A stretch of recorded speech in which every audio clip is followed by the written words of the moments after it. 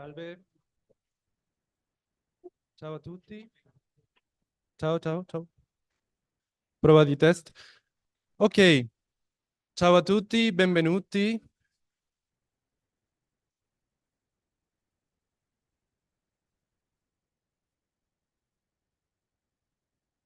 Allora, prima di tutto, grazie per essere qua. Ciao a tutti, vi preghiamo di prendere il vostro posto, la vostra sedia.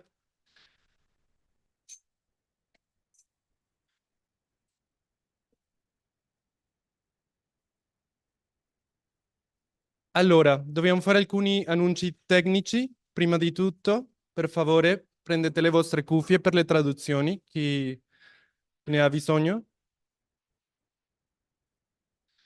Allora, dobbiamo cominciare, magari non ci sono ancora tutti, perché ci sono alcune difficoltà anche per arrivare qua, con i treni, pullman e infine, però allora noi dobbiamo cominciare il nostro programma. Quindi veramente benvenuti a tutti e grazie mille. E allora, prima di tutto vorremmo fare delle prove di audio di traduzione. Noi abbiamo, per chi ne ha bisogno, il wifi dell'Istituto Universitario Sofia è sul muro.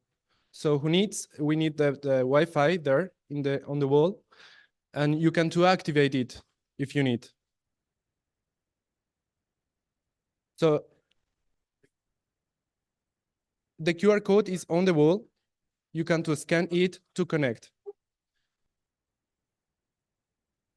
Allora, aspettiamo che tutti abbiano l'app di Zoom sul vostro telefono in modo di poter sentire le traduzioni. Il nostro convegno si terrà in due lingue, in inglese e in italiano, cioè i nostri contributi verranno in due lingue. Per quello penso che chi non segue tutte e due le lingue dovrà scaricare l'app o avere l'app di Zoom attivo. Per questo noi abbiamo questo QR code, potete attivarlo con la vostra app di Zoom. You can to scan this QR code to activate the translation in your app in Zoom.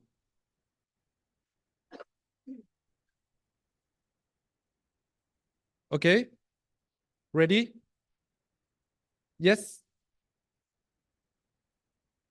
Someone needs the earphones? No? Everyone? Okay.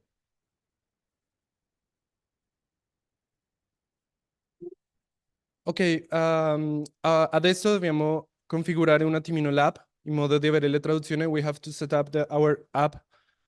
So please go in the settings of Zoom app. Potete aprire le configurazioni della vostra app.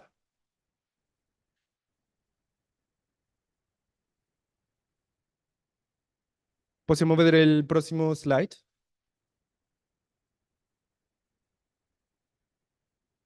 Ecco, vi preghiamo di andare sulla parte di interpretario, oppure serve translators, or in English. And we have to deactivate the audio originale or original audio. This is just to hear a really good translation. So per ascoltare veramente bene la traduzione.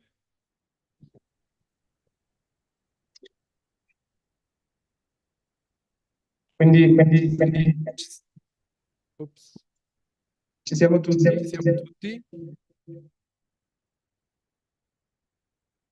Ok, ci siamo?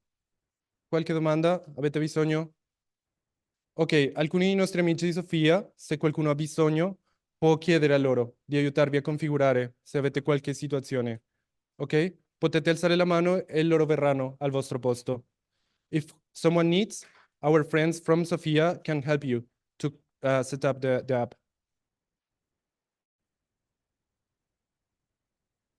Ok.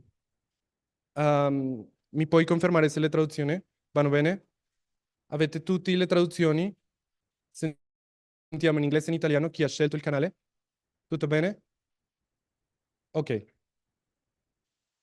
Allora, per ultimo vorrei informarvi che questo convegno è anche trasmesso via internet, in YouTube, quindi siamo in streaming a partire da questo momento. Allora, benvenuti a tutti di nuovo.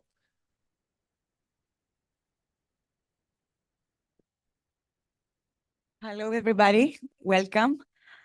On behalf of Dialop, I would like to welcome you all at Sofia University Institute for this conference on integral ecology and for a social ecological transformation.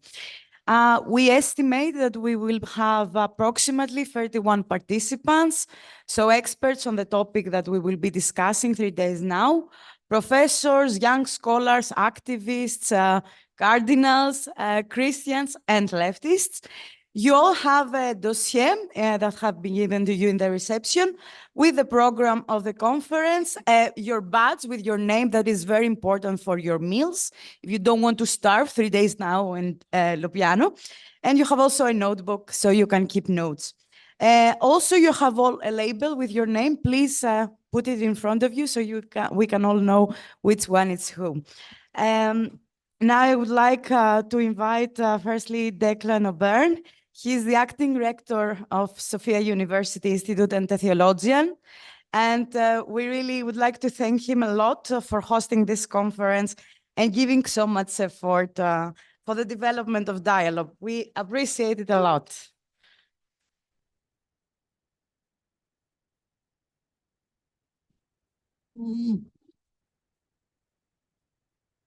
Is that okay? I'm too small. Okay. So a very, very warm welcome to everyone.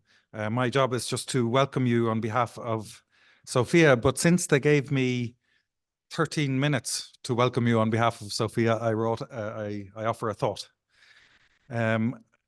So it's this.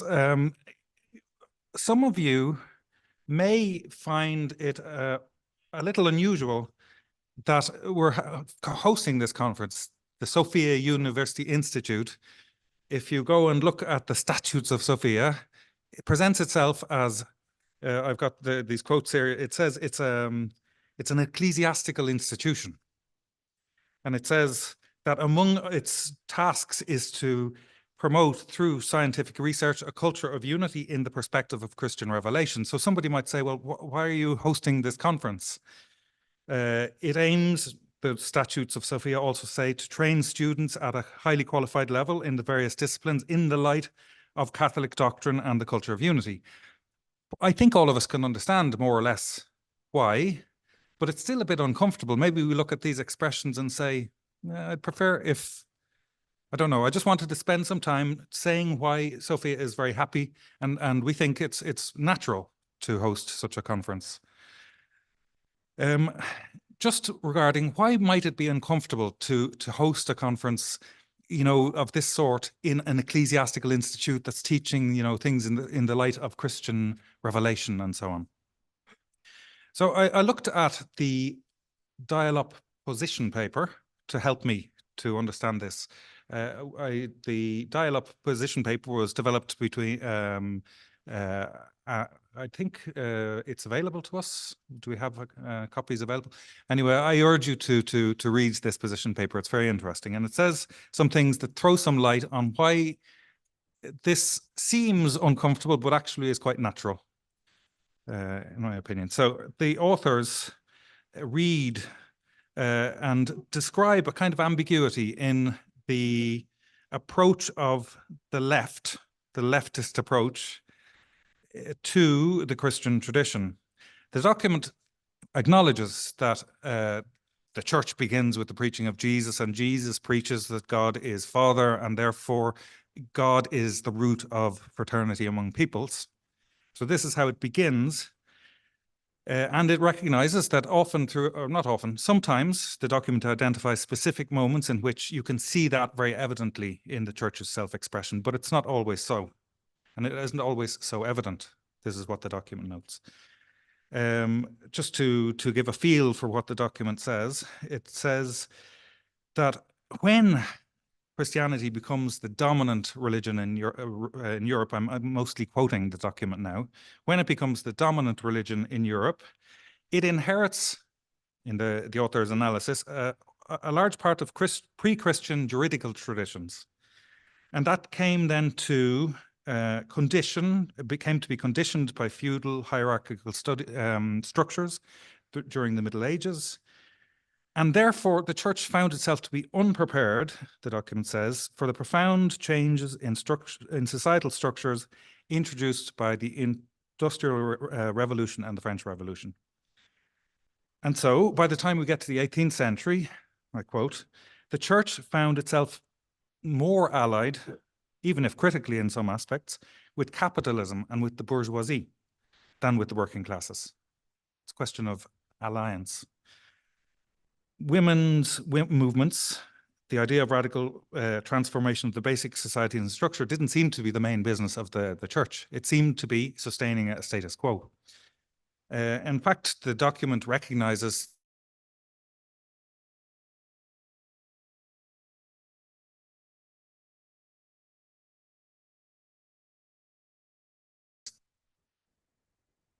the failure of the church to put forward some of the key founding principles. So it says, the document says, during all these centuries, political elites were able to use Christianity as an ideology, as their ideology, to legitimize the existent order without the church opposing a real, strong, organized thinking about an alternative way of shaping society.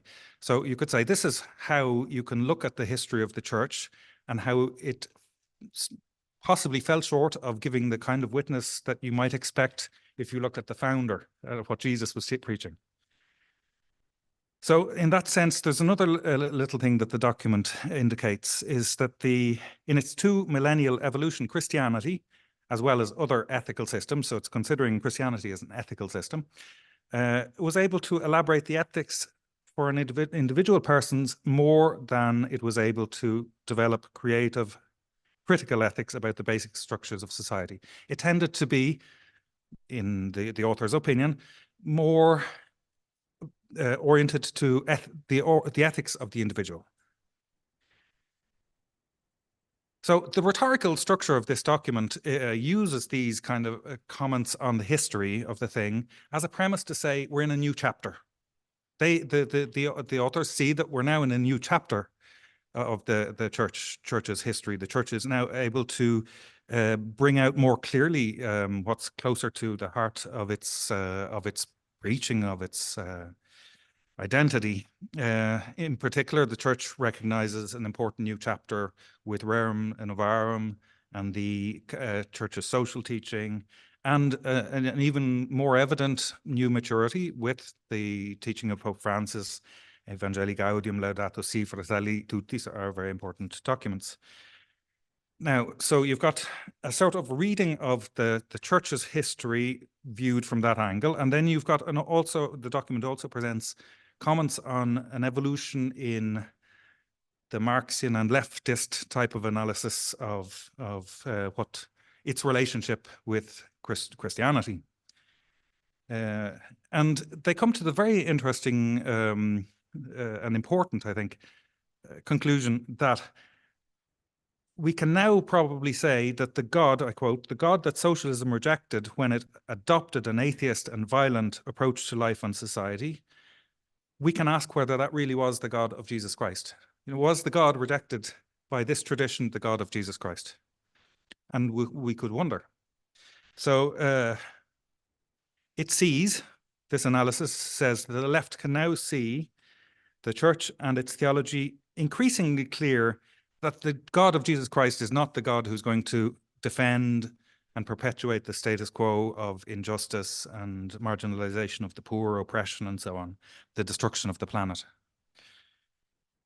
I quote, to attain the break with all killing conditions, and we call for the creation of economy, society, and culture of free people living in solidarity, the difficult path of non-violent resistance, which includes persistent civil disobedience. Where there are conditions to do these and work on these things together, we can say that the relationship with God and religion, the question of God and religion really, no longer separate us. We mutually recognize the commitment to justice, preservation, and increase of natural and cultural wealth, and peace can be fed by different ethical sources. So not everyone has to have the same ethical source, but we have so much in common, so we're going to be in dialogue and work together. We focus on the common goals and approaches. to work to address the differences that remain. So this is kind of to say something about the document. It's worth reading. My job isn't to summarize the document, it's to welcome you on behalf of Sophia, but I thought that it would be good to say, well, how do we approach this at Sophia? Just a quick comment on that, and then I will leave the space to more qualified speakers.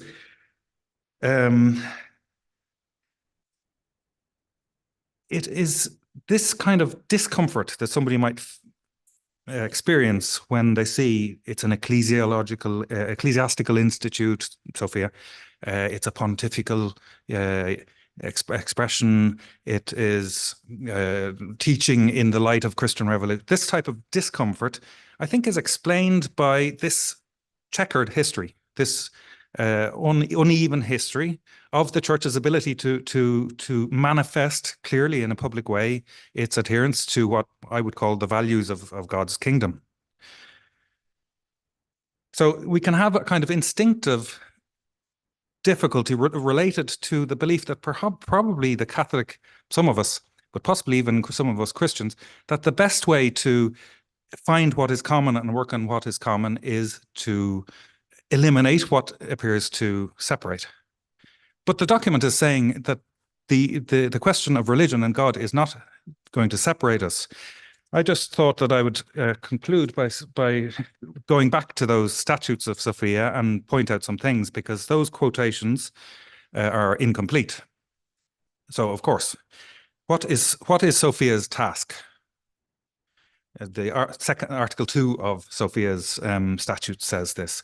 A, to cultivate and promote through scientific research the culture of unity in the perspective of Christian revelation, considering in its light, the light of Christian revelation, the new problems that arise, to present it to men and women of our time in dialogue with different cultures. It's essential to be looking at the problems of our time in dialogue with people of different cultures. That is what we have to do. It's true that the perspective is, you know, we start with a probably, you know, from within a Christian perspective, but we're looking at the problems of our time, and we're doing it in dialogue of people of different with people of different cultures, whether they be religious or not. So that's the Catholic identity that emerges here is not what sometimes we can fear, the Catholic identity that is tendentiously closed or sectarian. It's the one that's open and universal. B, in the context of the new stage of the church's mission, and when you talk about the new stage of the church's mission, you're sort of reminded of the Pope's encyclical Evangelii Veritatis Gaudium, to give concreteness to the cultural and social dimension of evangelization, cultural and social dimension of evangelization. Because God in Christ not only redeems the individual person, but also social relations. So one of the problems that the position paper identified with the appropriation or the understanding of the Christian tradition was an ethics that tends to be a bit more individual. But here we're specifically saying God in Christ not only redeems the individual person, but also social relations. So this attention to the social expression is quite clear. And then finally, the task in forming students, in training students at a high number C, a highly qualified level in the various disciplines, of course, in the light of Catholic doctrine and the culture of unity, in dialogue with the positive instances that ferment the growth of human conscience at a universal level. So how are we going to do it on our own? We have to be in dialogue with those who are fermenting the growth of human conscience. And it's not just obviously Catholics who do this. It's people of all convictions. So just in brief, it's very clear, even just from a few brief quotes, but all throughout what we do in Sophia, I think, that the Catholic identity that animates the Institute is exactly the kind that wishes and insists on opening to dialogue and working together, and has very little to do, I think, with perpetuating the status quo and closing down to the individual level. It's so just in this specific way, I think that it's possible to say that, yes, we want to work on what's common. The dialogue is about working on what's common. But if you look at what divides or distinguishes or separates the question of a faith, religious faith, I think also this is important because it motivates us as an institute to open and get involved in this thing because of a particular understanding of what the meaning of that faith is.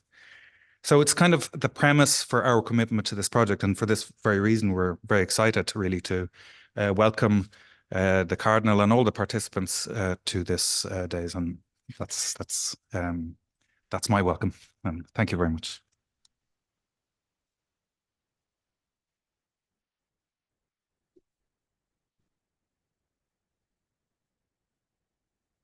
Okay, that's quite. So now inviting the floor, Cornelia Hildebrand. She's the co-president of Transform Europe, the European network of political foundations related also with the Party of the European Left, and one of the co-members of Dialop also. Thank you, Angelina, my colleague and friend. At first, very warm welcome to this wonderful conference from my side. And I have the task to speak about the method of differentiated consensus. As what is our method, why we can stay together and develop our project. And let me start with to see us in difficult times. The world today is characterized by crisis, wars, and that are destroying the remnants of international law. And war forces polarization, and you are friends or you are enemies, but not in between. And there is no room for differentiation. We are in turning times, but this means the return to a legitimation of so-called just wars. Rocket down out the voice of charity and solidarity, and even more, those of peace seekers. How we can make stronger the voice of peacemakers? How can we broaden the deepen dialogue with the knowledge of differences and disagreements and make them more effective? We need people who oppose this polarization and the logic of war, and in doing so, refer to the fundamental equality of people and their dignity. It is the respect of dignity of others that makes our own dignity possible. This requires an attitude and even more concrete action at different levels, between people, groups, nations, and also between cultures, religions, and world of fruits. It is up to the people and organizations to build bridges for a culture of differentiation and cooperation in the search for a different world. Such a culture breaks with the prevailing culture of disregard of human values and such charity and solidarity, brutalization and dehumanization also as a result of war. But such culture also breaks with the throwaway culture that include people and their natural resources. So is the question, are there methods that the dialogue partners can agree on? Yes, with the respect approach and mutual respect for existing and lasting differences. One of these methods that is a differentiated consensus, which was not developed as an abstract principle, but in concrete practices, also in our dialogue between Christian and Marxist. It is a pragmatic method that constantly being developed in dialogue with life and culture. Each side of the dialogue contributes something on itself. On the Christian side, this includes kenotic dialogue as a self-confident, self-understanding, for example, ability to immerse oneself in the other person's, into her or his world of thoughts, even in the initial position, seems almost contradictory at first. In order to understand this better, two images should be used. Firstly, Derrida's image of hospitality, in which the guest becomes the host, and the host becomes his own guest. And the second picture from Paul's letter to the Philippians, in which the pre-exist Christ give up his equality with God in order to become fully human, for example, as a slave, a crucified person, a Zeus according to the Jewish understanding of the time, a serious criminal condemned by God. From the Christian perspective, this unconditional complete withdrawal able a kenotic dialogue. It is unconditional immersion into other ways of thinking, acting, and understanding, and through the deeper dimension of truth. The kenotic dialogue doesn't mean give up your own position, but rather the ability to open up, and that is important also for us Marxists and socialists, withdraw and engage with the position of the others, and as a result of the dialectical strangling of identity through change or rapprochement. From the Marxist perspective, the sociality of the dialogue partners involves social conditions that shape them concretely, also as a class and poverty relations, is brought into such a dialogue, the truth of which can be experienced in the concrete dispute, in the concrete practices. Our praxis is a dialogue praxis. After a series of conferences, seminar, and our joint Christian Marxist position paper, with the Pope audience at least, we should develop our dialogue for them. The position paper described our common basis understanding of ourselves, our history, and our present, with all difficulties. It described the consens between us, knowing that in addition to these questions, a number of socio-political issues that are particularly important for the left are excluded, apart from the fundamental question of belief in God. This shared basic understanding and the fundamental trust that has grown over years and has been able to develop because it is important to both dialogue partners that their respective specific remains recognizable, that the consensus, but also the dissent, is expressed and acknowledged. We therefore speak about the differentiated consensus and qualified dissents. Dealing with differences, what does it mean? A differentiated consensus exists when the partner agree on clearly formulated main statements, but secondary differences remain. These can include starting point, motivation, linguistic expression, or ways of realization. These productive differences can help to see the world not only through your own window, but also through that of the other. They make the expanded common horizon more visible and form the foundation for the differentiated consensus. The processing of dissent seems more difficult. For qualified dissent, disagreement is a part of the DNA of dialogue and sometimes mark essential differences between the dialogue partners. Without differences, no dialogue. Dialogue means searching for ways to act together with the knowledge of differences and disagreements. A consensus that has been reached without true debate is meaningless. Dissent must not be hidden. Gaps must not be concealed, but openly presented. A lack of agreement does not fundamentally prevent the dialogue partners from acknowledging these divergent points of view as such. It is precisely respect and willingness to question one's assumption that enable constructive dialogue with the aim of joint action.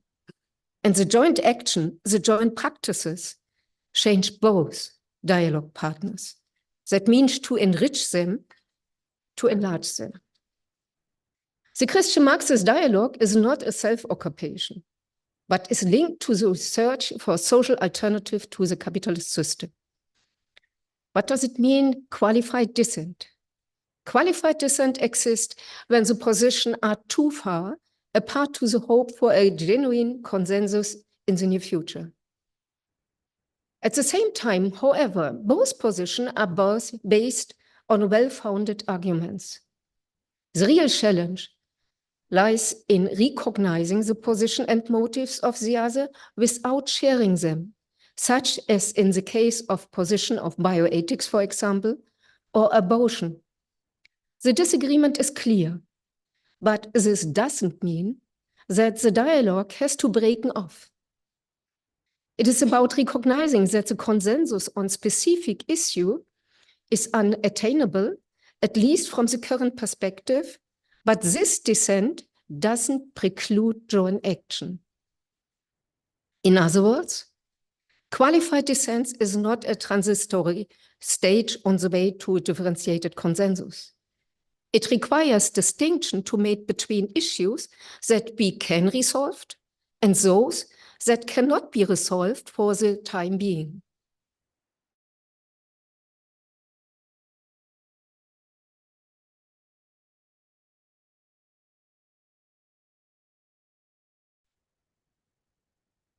Differentiated consensus and qualified dissent belong together and form the living foundation of the dialogue with the goal of joint capacity for action, for a world in which there is room for many worlds, in which peace, justice, and the existence of creation is at stake. Many thanks.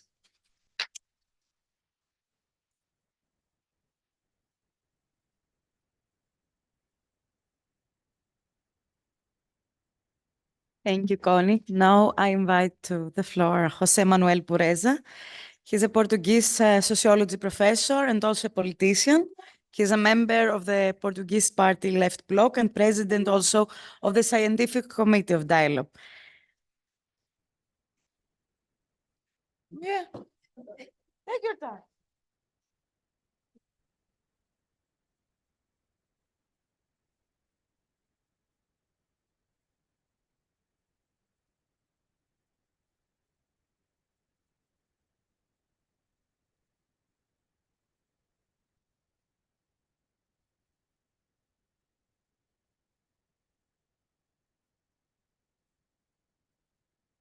Well, good afternoon, everyone. It's a pleasure to be here with you. And I have already been presented, so I will not do it again. But my task here is a very pleasant one because I am supposed to present you Cardinal José Tolentino Mendonça, and I will do it remembering the challenge that was presented yesterday by the Pope to the delegation of Dialop. The Pope challenged the Dialop to not quit dreaming of a better world. And he said it once and again, repeatedly. And if I have to think about someone in Portugal, namely, but also globally, that insists in dreaming a better world and in challenging others smoothly, elegantly, but very strongly to dream of a better world, the name that would come to my mind would be José Tolentino Mendonça. José Tolentino Mendonça is a theologian, and he has had responsibilities in the spiritual assistance to the Catholic University in Lisbon, then became vice rector of that university. And in Portugal, and I am certain in other parts of the world, José Tolentino Mendonça is also very well known by his work, because it is a work, as a poet. In fact, all these characteristics, all the involvement between the church and the intellectual world in Portugal were the basis for his award of the most important prize that the country gives to someone very, very recently. But most of all, José Tolentino Mendonça is someone who also obeys to who also fits to the words of the Pope yesterday when he called for social poets. We should be social poets in terms of getting rid of any sort of canon and be creative in our words and in our action for the poor and for the marginalized. These words fit completely with the kind of personality that José Tolentino Mendonça is. I'm sorry I didn't treat you as a cardinal, but yeah. Because, in fact, apart from all this, José Tolentino Mendonça is a friend of mine, and I am very glad to present him. So, Tolentino, please come to the floor.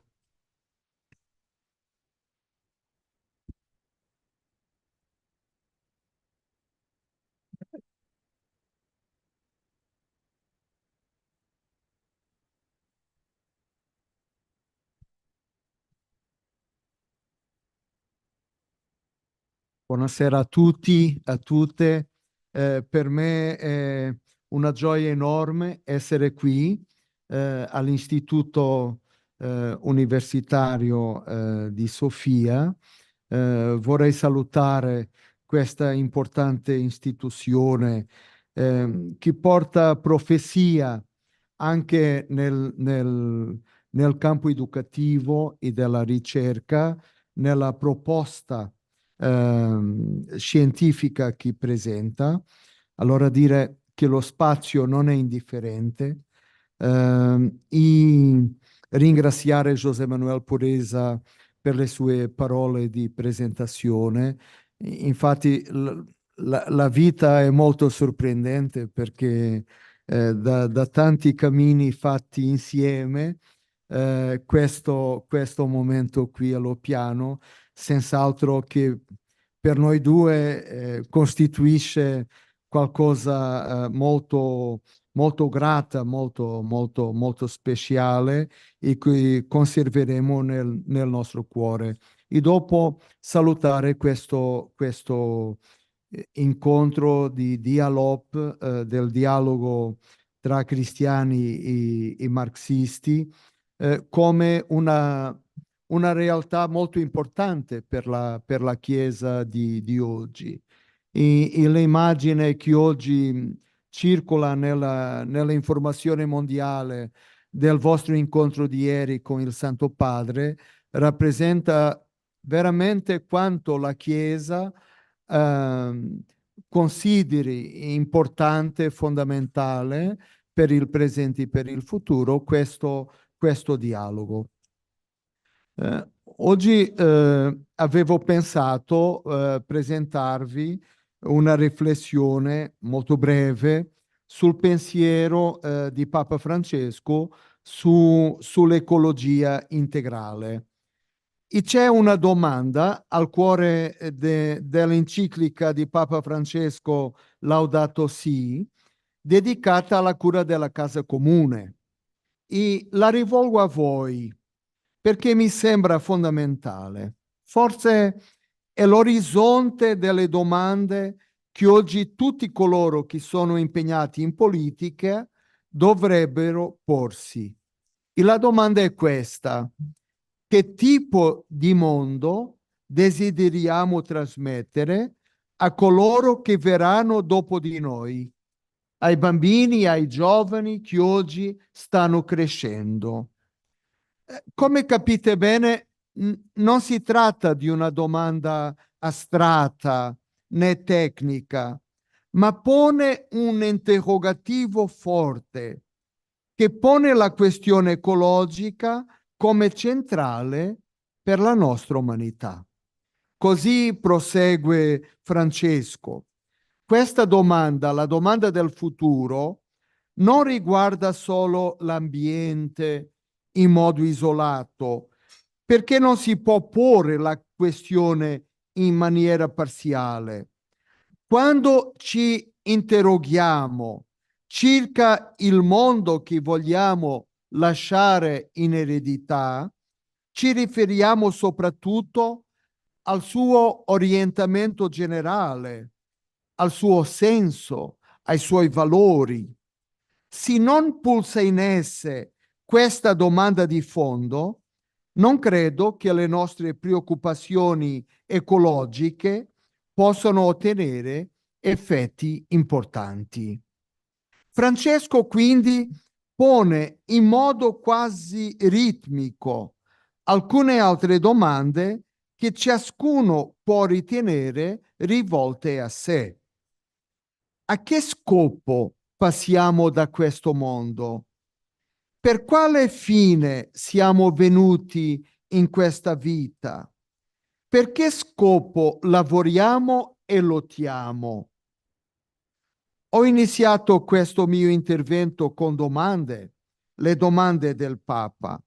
Esse sono radicali, sono domande radicali e rivolte a ciascuno di noi, ma il loro obiettivo riguarda il futuro delle prossime generazioni.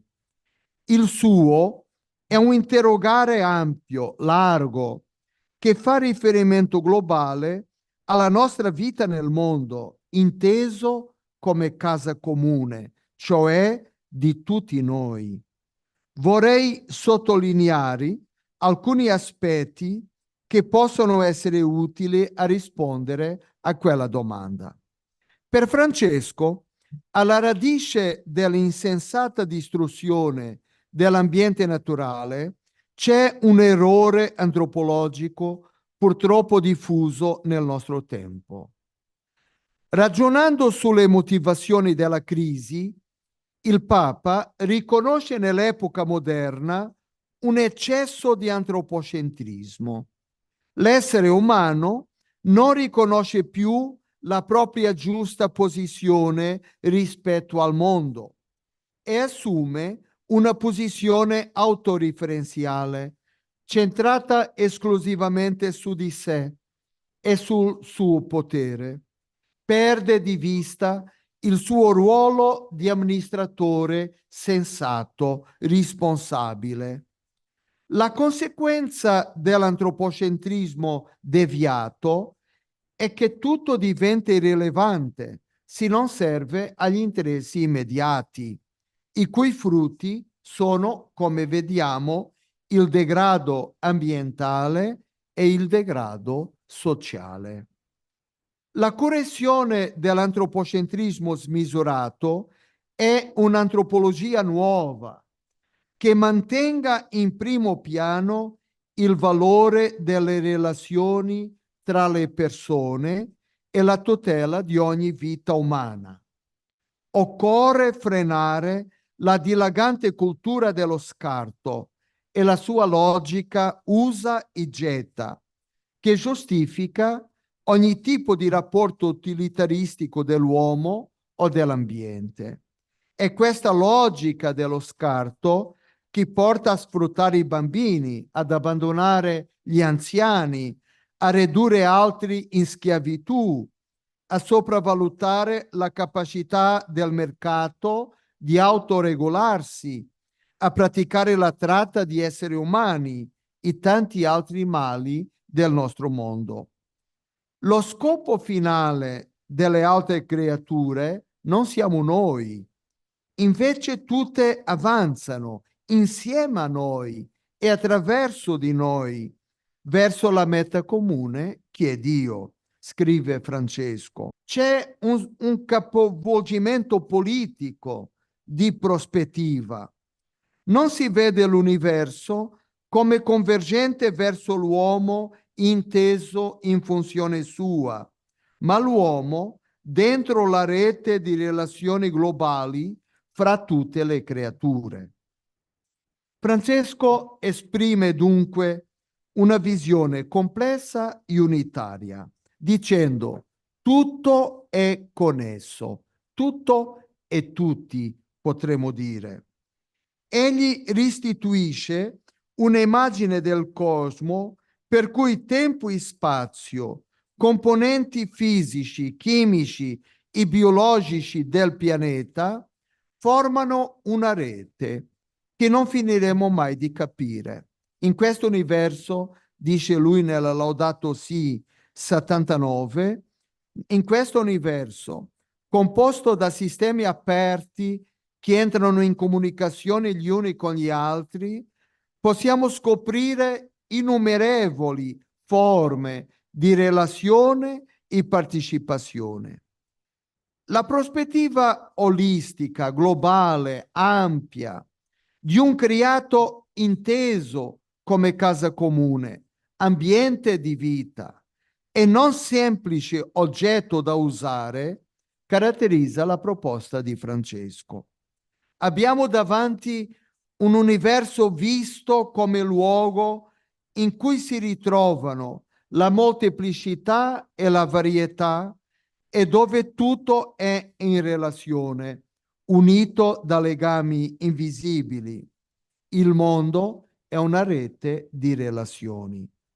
L'uomo, semmai, ha un valore peculiare e ha una responsabilità fondamentale a proteggere la fragilità di questo mondo. In questa prospettiva, ogni maltrattamento verso qualsiasi creatura è contraria alla dignità umana. Se nel cuore non c'è tenerezza, compassione e preoccupazione per gli esseri umani, l'impegno ecologico diventa monco, ideologico, schizofrenico. Serve la consapevolezza di una comunione universale. Come dice Francesco, creati dallo stesso Padre, noi tutti esseri dell'universo siamo uniti da legami invisibili e formiamo una sorta di famiglia universale, la quale ci spinge a un rispetto sacro, amorevole e umile. Il valore sociale di questa visione biblica è chiaro. La terra è essenzialmente un'eredità comune, i cui frutti devono andare a beneficio di tutti e che ne possiede una parte è chiamato ad amministrarla nel rispetto della ipoteca sociale che grava su qualsiasi forma di proprietà.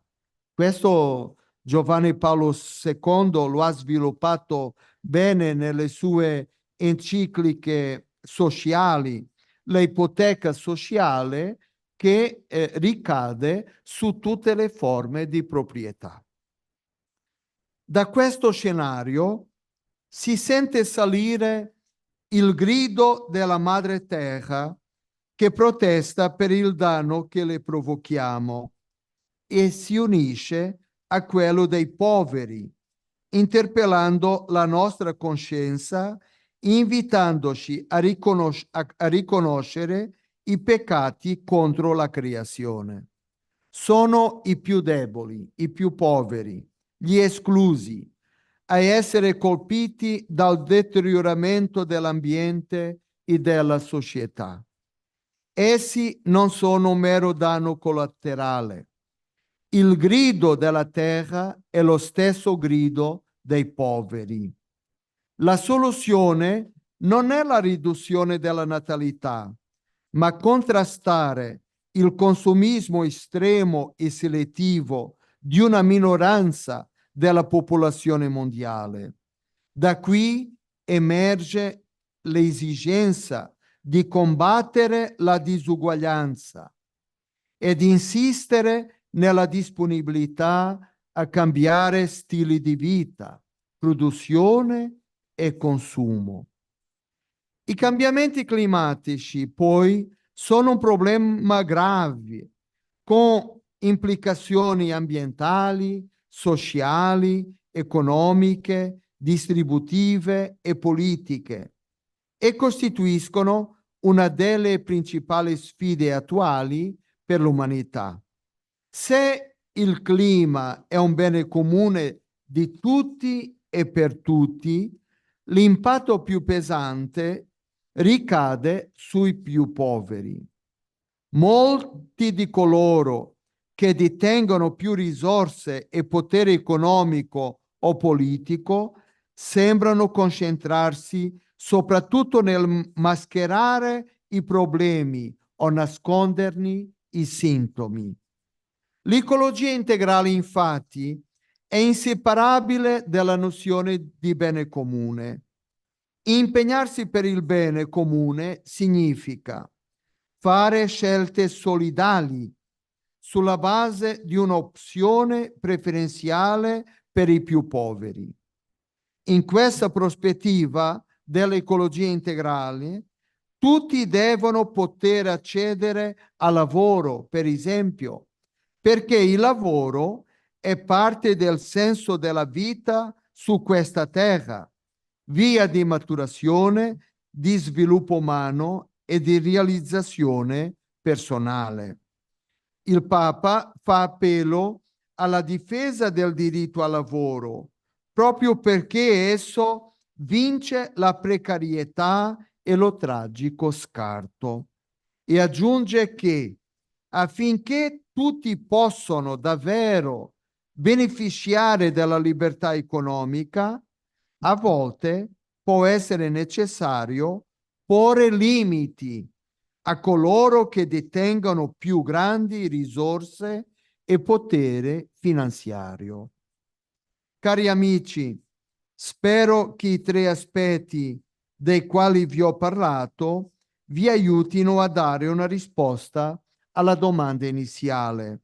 Che tipo di mondo desideriamo trasmettere a coloro che verranno dopo di noi? Vorrei sottolineare che l'appello della Laudato Si è stato ripreso di recente nell'esortazione Laudate Deum, scritta in vista della COP28 che si è svolta a Dubai. Il messaggio di Francesco in quelle pagine sembra un ultimo appello prima della catastrofe, anzi un grido più che un appello. I toni diplomatici tradiscono la percezione che siamo a un punto di non ritorno. L'appello è chiarissimo, tra i più drammatici del suo pontificato. Attacca l'ambizione di produrre e possedere, che si è trasformata in ossessione e delirio di onnipotenza, espressione di un'avidità senza limiti. Se il mondo ormai è del tutto interconnesso, tuttavia rimane scollegato. Prevalgono gli interessi particolari e nazionali. In un mondo globalizzato, nessuno pensa più al bene comune globale. In conclusione, ancora una nota. Vorrei notare il fatto che Francesco, per parlare dell'ecologia integrale, nella sua esortazione apostolica Querida Amazonia, abbia fatto di frequente riferimento ai poeti. Infatti, cita nel suo discorso ben 17 scrittori e poeti, in buona parte amazonici e popolari. Mi sono chiesto il perché il Papa includa come parte integrante del testo magisteriale il logos poetico e simbolico. Tra realtà, pensiero e visione poetica non sembrano esserci cesure. Infatti, alcune cose, ad esempio la nozione di qualità di vita, possono essere comprese solamente all'interno del mondo dei simboli, che hanno la capacità di connettere tutti.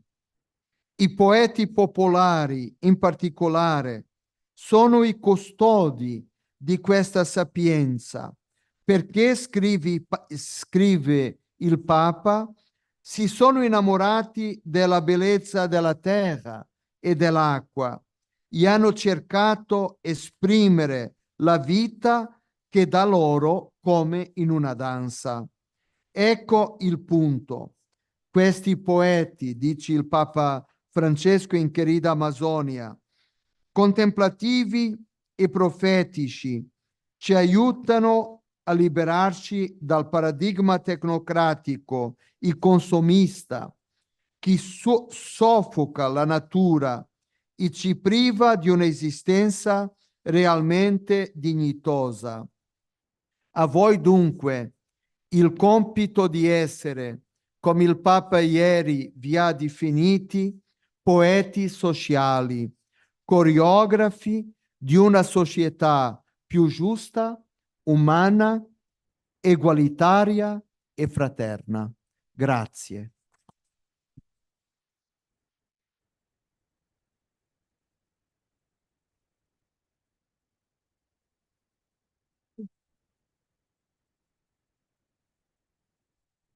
Now I have to present the other speakers, but I have my notes here.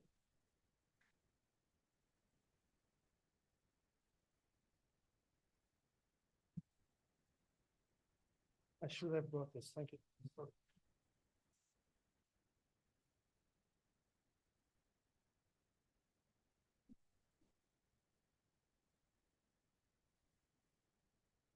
So thank you very much, José Tolentino Mendoza, for Cardinal Tolentino, for this very inspiring, insightful message that you wanted to give us. It was a splendid form of beginning our conference. We have now first, I would say, panel of interventions.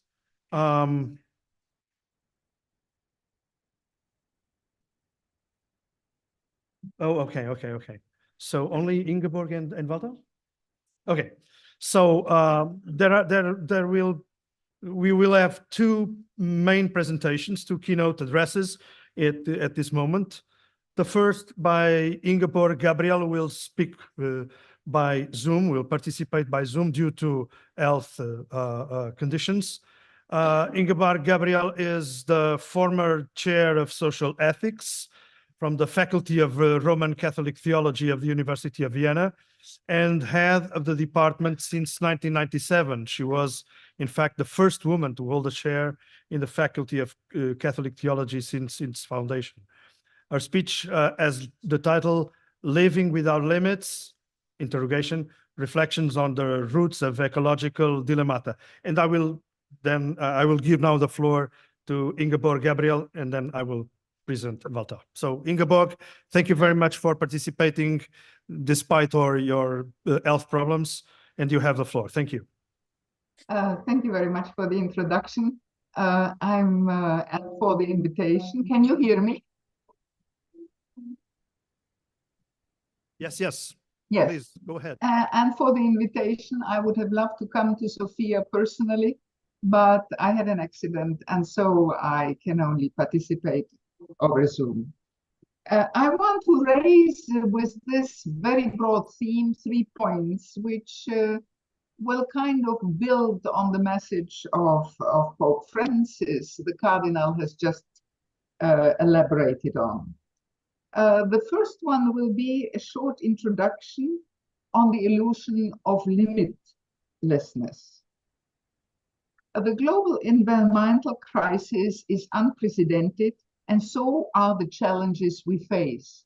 We face them as Christians as well as those proclaiming left theories. Pope Francis in Laudato Si has called for a cultural revolution that means a conversion of worldviews. This is also an intellectual challenge, which requires a more cosmologically embedded anthropology and ethics, recognizing planetary boundaries. Modernity knows a fascination, fascinare in Latin means bewitch, of boundlessness, which has been exported globally. The illusion that there are no limits lies at the basis of a Promethean attitude promising limitless opportunities. The other day, I saw an ad by Hyundai, whereby Hyundai in Korean means new age, and it says limitless opportunities for your new car. I mean, it would be a bit strange if it would be an ad, limited opportunities for your new car.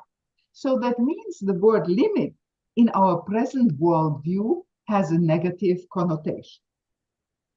The dream of a life without limits is quasi-religious, trying to avoid human vulnerability and mortality, as well as the interdependence with others and with nature. It often ends in disaster, as stories in all cultures and religions show. Biblically, the Tower of Babel is the symbol for such an attempt, which was built to reach the sky. The story ends with the dispersion of the human race and the confusion of its language. Limits are part of the conditia humana. Due to 200 years of scientific, technical, and economic inventions, there is an illusion that limitations are but fictional. These sciences have created unprecedented growth in production, and the Earth's population was able to grow from 1 billion in 1800 to over 8 billion today. Even though scandalous misery and unfair global distribution plague humanity and are a major problem, many humans, one also has to say, live better lives than their ancestors in 1800. So to accept limits becomes the kind of a lack of courage and vision. With this mindset, however, of limitlessness, we find ourselves in a contradictory situation in which self-limitations, because of the disastrous consequences of climate change and overall ecological decay, are necessary, but we do not have any models how to reach them. And I think there we are both only standing at the beginning. Laudato Si and the later document Laudate Deum refer to the need of a change of the technological paradigm as the fundamental anthropological and religious demand of the day.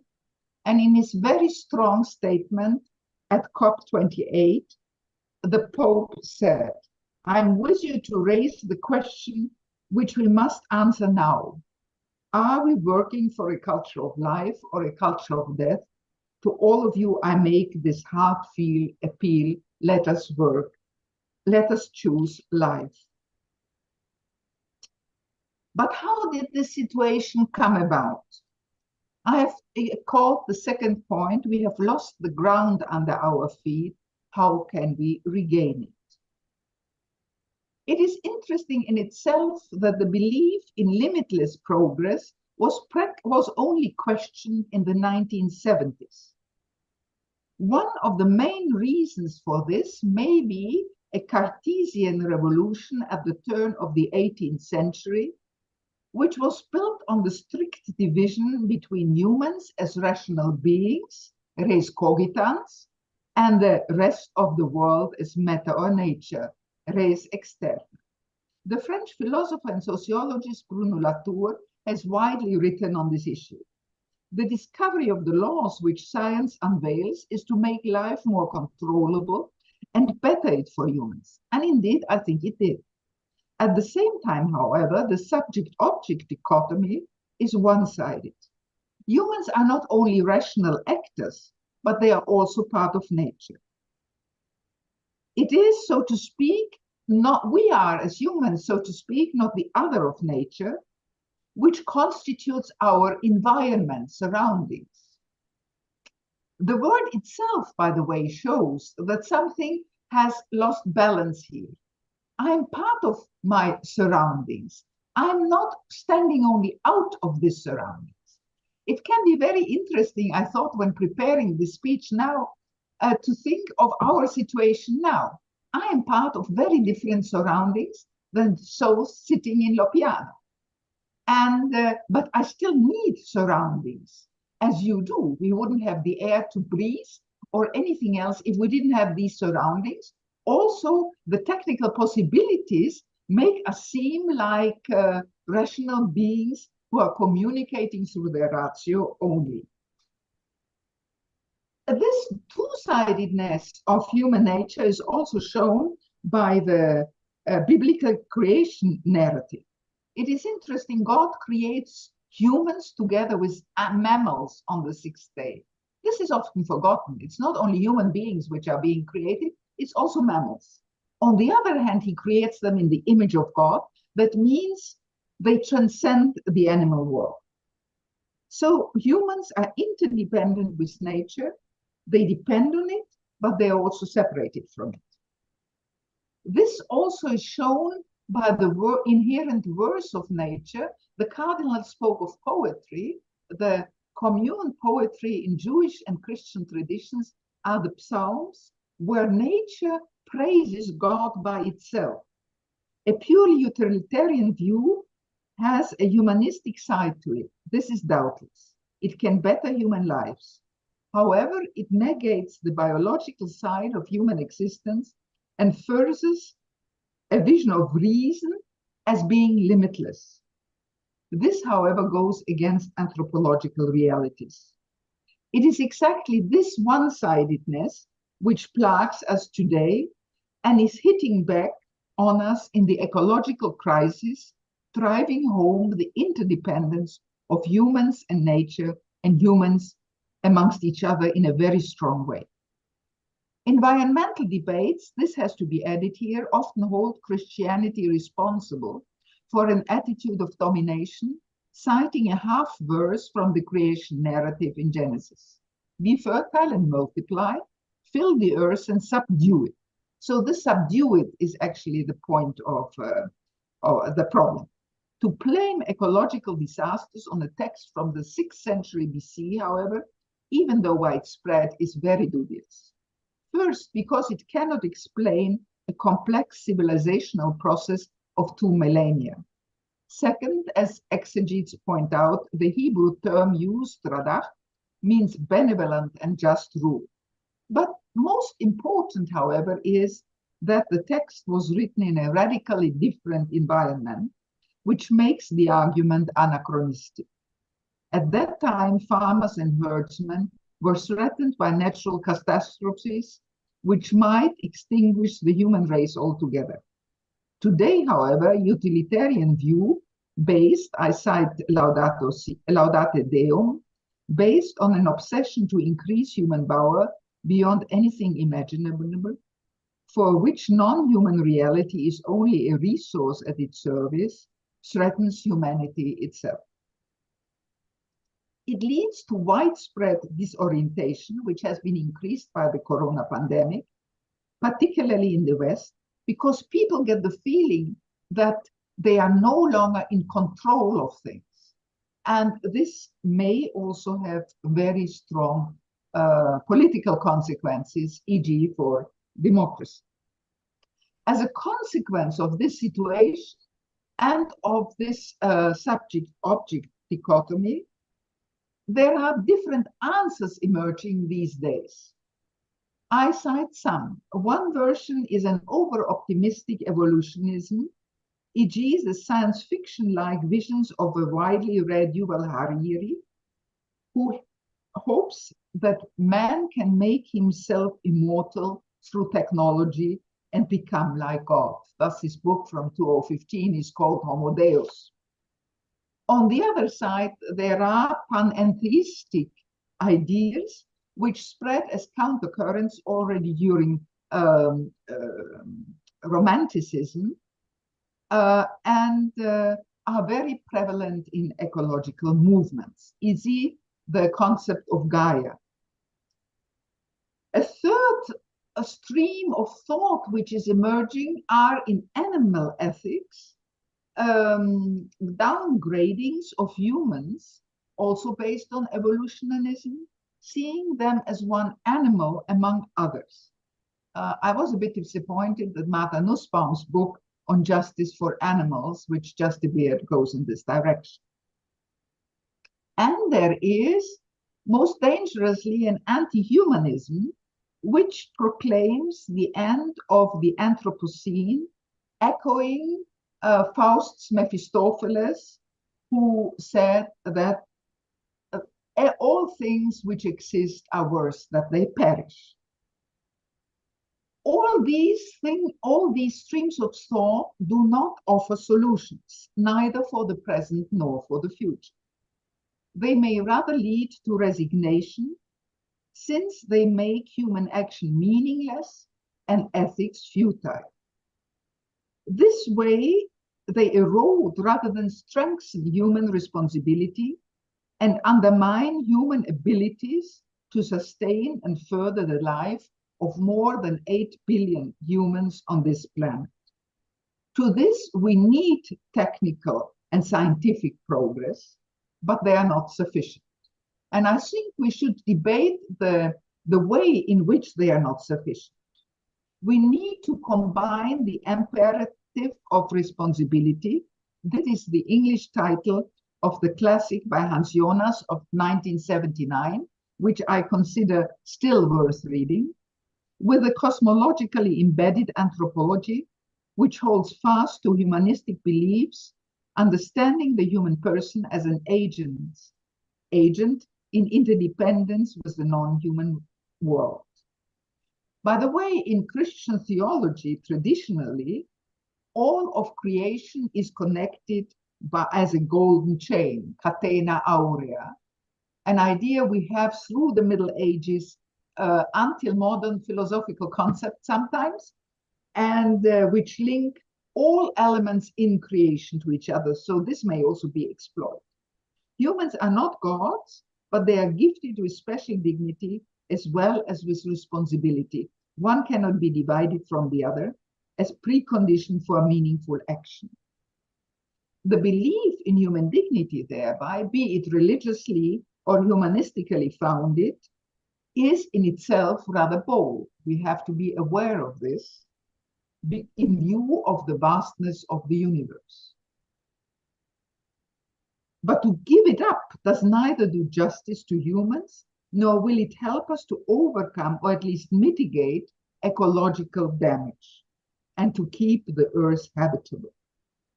This requires, on the other hand, the recognition of our limits as well as the limits of nature. That means a new humility from humus earth, which must, however, not go at the expense of the belief in the uniqueness of humans as agents. Otherwise, we cannot master the cultural revolution I talked about in the beginning. So I try to put in this third point together some ethical ideas together with the question of the levels of practice. The ethics to be formulated must be based on a new metaphysics, as already Hans Jonas notes. And it has to be combined with a profound sense of gratitude from gratia, grace, for a nature that is given to us freely and which we have not made or produced.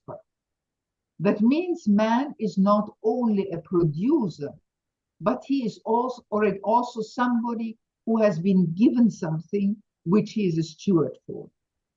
The same holds true for other humans who have the rights to live and prosper. This feeling for the sacredness of life and for the giftedness of it should inspire lifestyles that refuse the consummation of more goods than we can be grateful for. Gratitude gives back to us a sense of humane measure. What is good and what not, we can recognize in that we use things in a way that really gives us joy. To me, the tragedy of the present can be shown in the fact that those who have not enough to live well suffer and become bitter, but those who consume too much feel hollow. And this is, by the way, also shown by happiness indexes worldwide, that both sides are unhappy. This also means that we have to recognize our limits. I now want to come to this dialogue. I thought a bit what we share, and we then can also see where we will have a differentiated consensus. But I think Christians and those coming from the Marxist traditions share a humanist perspective, which we need to widen to a socio-ecological one. We have to listen, as Pope Francis formulates in Laudato Si, to the cry of the earth and to the cry of the poor simultaneously.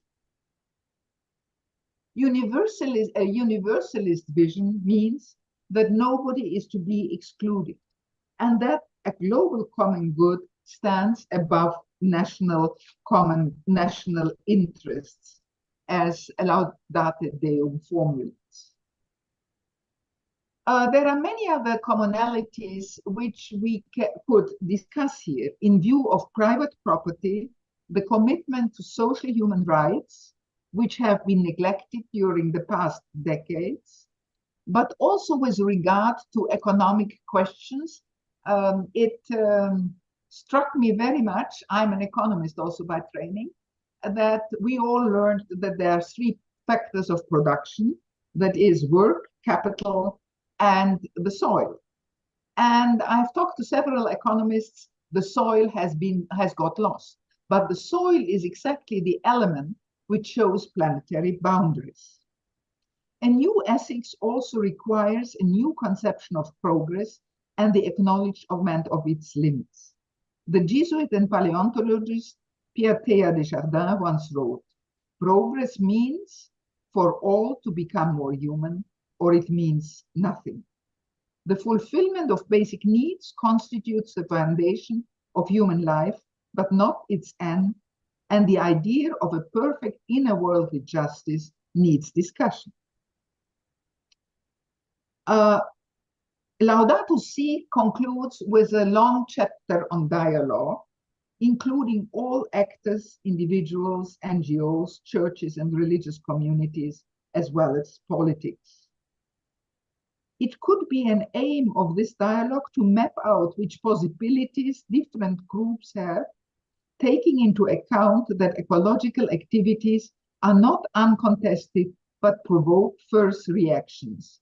Laudate Deum stresses this in several points, including the strong pressure on the Pope, by the way. COP28 showed the same thing. This requires, last but not least, a change in individual lifestyles.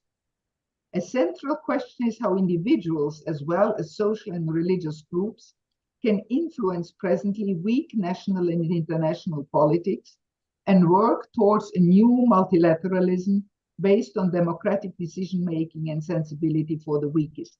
This is also, I think, the strong point of Laudate Deum.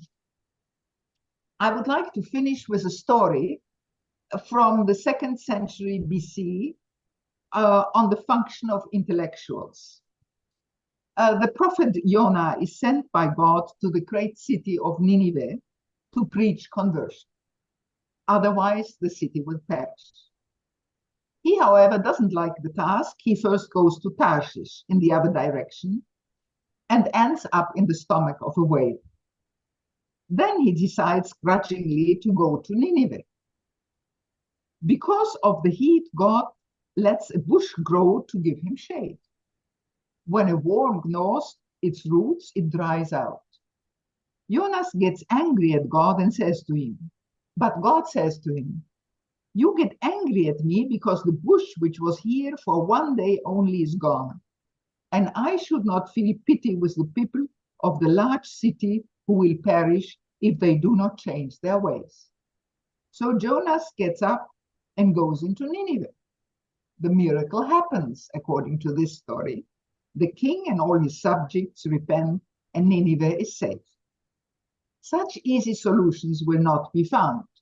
They are the matter of legends. However, the question how 8 billion people, often in precarious conditions, can live decent life is the task at hand. This does not allow for despair or endisms, but asks for taking an ethical responsibility and actions together, building on the previous accomplishments and attempting to create social and ecological innovations which will help us to retreat like a person who came close to an abyss. This requires a sense of hope, not optimism, as well as a belief in human capabilities and the incommensurable power of the good. We must not think, the Pope writes in Laudato Si, that these efforts are not going to change the world. They benefit society often unbeknown to us, for they call forth a goodness which, albeit unseen, inevitably tends to spread. Furthermore, such action can restore our sense of self-esteem. They can enable us to live more fully and to feel that life on earth is worthwhile. This is one of my favorite citations from the encyclical.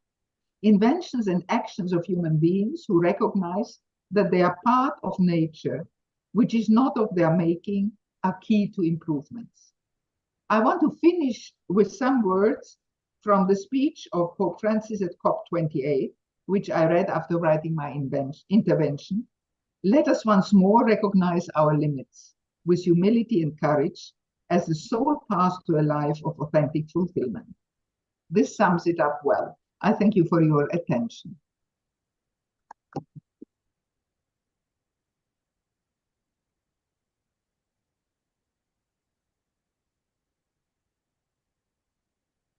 Thank you very much, Ingeborg, for your important contribution to this common reflection and for the clues that you have, the challenges that you have posed to the deepening of the dialogue between Marxists and Christians on these issues. I now call Walter Bayer to the panel. Walter is one of the founders of Dialop, together with Franz Kronreif, who is over there. Walter has been present at the first moment of this common trajectory 10 years ago. Apart from that, Walter is an economist and a journalist by training, and he has had and still has some very important political responsibilities on the left. He has been the chair of the Communist Party in Austria, and is now the coordinator, I would say. What is the name? Awful president. Yes, he's the president. Is the president of the Party of the European Left. So we would like very much to hear Walter in this circumstance about the concept of integral ecology and the impact that this has for our common dialogue. Thank you, Walter. Hello, thank you very much. Dear Cardinal Tolentino, dear Rector O'Byrne, dear Connie Hildebrandt. First of all, I want to say I was thinking that once you are introduced as a founder of something, it's an undeniable sign that you're aging. Indeed, indeed. I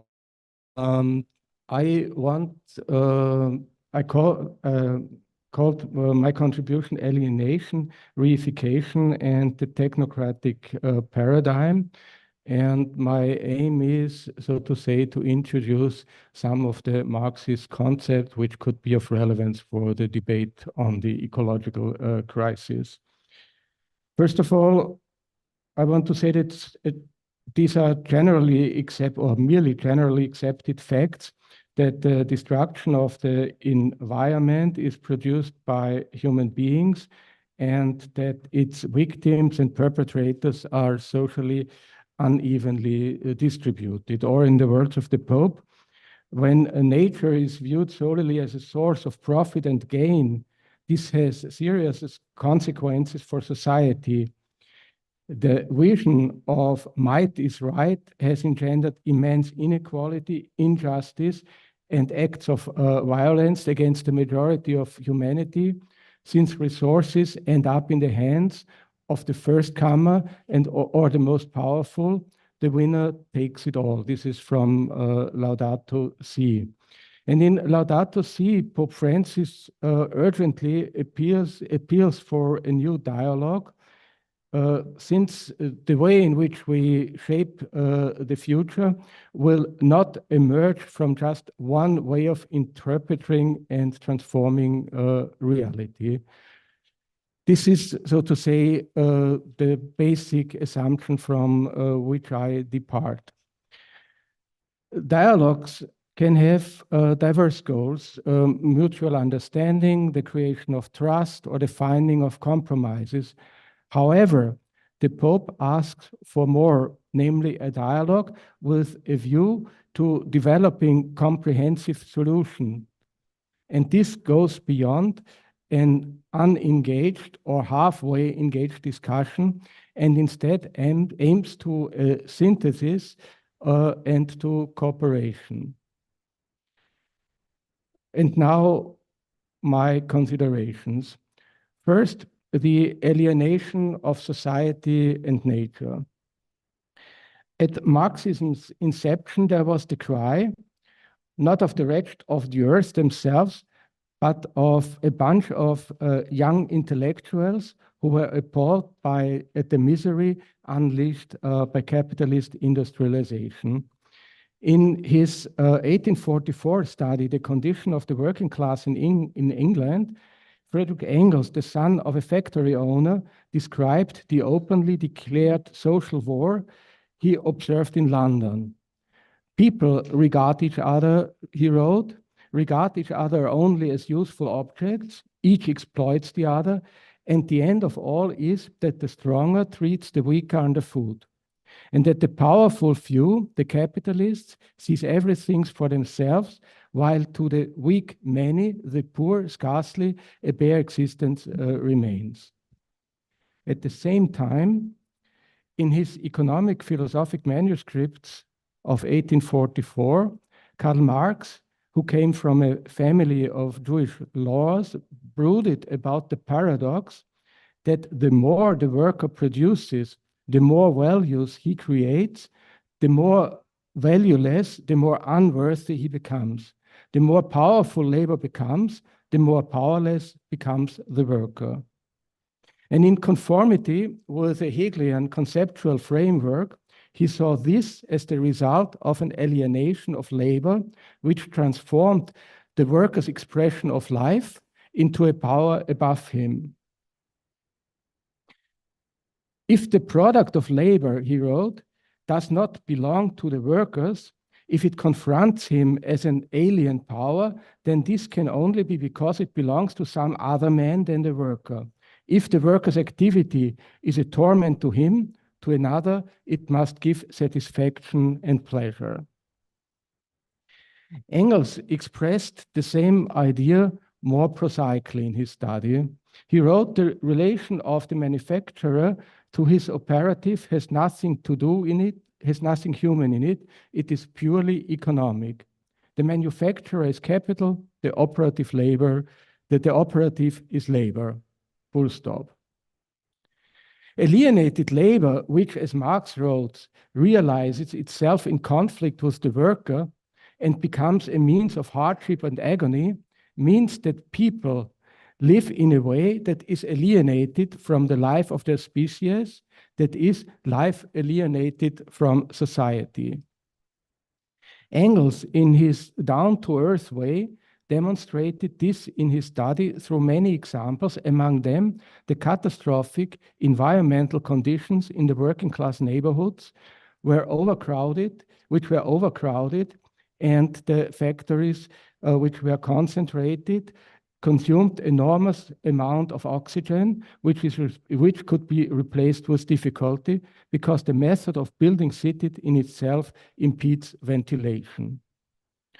That means urbanization as a corollary of capitalist industrialization, which accentuated the dichotomy between city and country, along with its effects on the environment, has ever since been a theme of Marx and Engels' social critique, to which they always returned, especially in their late works.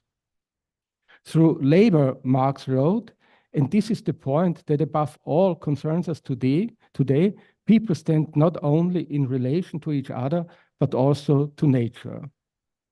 Man lives on nature, he wrote, means that nature is his body with which he must remain in continuous interchange if he is not to die. That man's physical and spiritual life is linked to nature means simply that nature is linked to himself, for man is a part of nature. This is very close to the idea of Pope Francis that everything socially and nature is connected with one another. If, therefore, the concept of materialism has any meaning, then it must include taking the inseparable connection of human beings and nature at its point of departure. In this context, I would like to mention one fundamental idea. Marx wrote, "The direct, natural, and necessary relation of person to person is the relation of men to women. In this natural, specious relationship, man's relation to nature is immediately his relation to man, just as his relation to man is immediately his relation to nature. It therefore reveals the extent to which man's natural behavior has become human, or the extent to which the human essence in him has become natural essence, the extent to which his human nature has become the natural to him." End of the quote. When writing his magnum opus, Das Kapital, Marx no longer pursued this idea, which, by the way, he had borrowed from Charles Fourier, regrettably, because it would have added an important aspect to the theory of surplus value. However, Engels, in his book, The Origin of Family, Private Property and the State, which was based on Marx's ethnological studies, designated patriarchally defined gender relations as the first form of class oppression. What I most of all want to say by this is that the contribution of enlightened Marxist thinking to the search for synthetic and comprehensive solutions to which the Pope calls us is based on this trinity of critique. The critique of the capitalist economy, the alienated relation of people to nature, and of the dominant patriarchal relations of gender. Second, the technocratic paradigm. Pope Francis has written, "A certain way of understanding human life and activity has gone awry to the serious detriment of the world around us," also from Laudato Si. The crisis through which we are living cannot be grasped by describing symptoms. Technological solutions are necessary, obviously, but they are inadequate alone because the crisis consists in the dominant style of production, distribution, consumption, and beyond this also in the dominant paradigm of perceiving the world. Thus, the character of the crisis is social and cultural. The question of the social and cultural leads to the question of the relations of dominations. And here I again quote the Pope.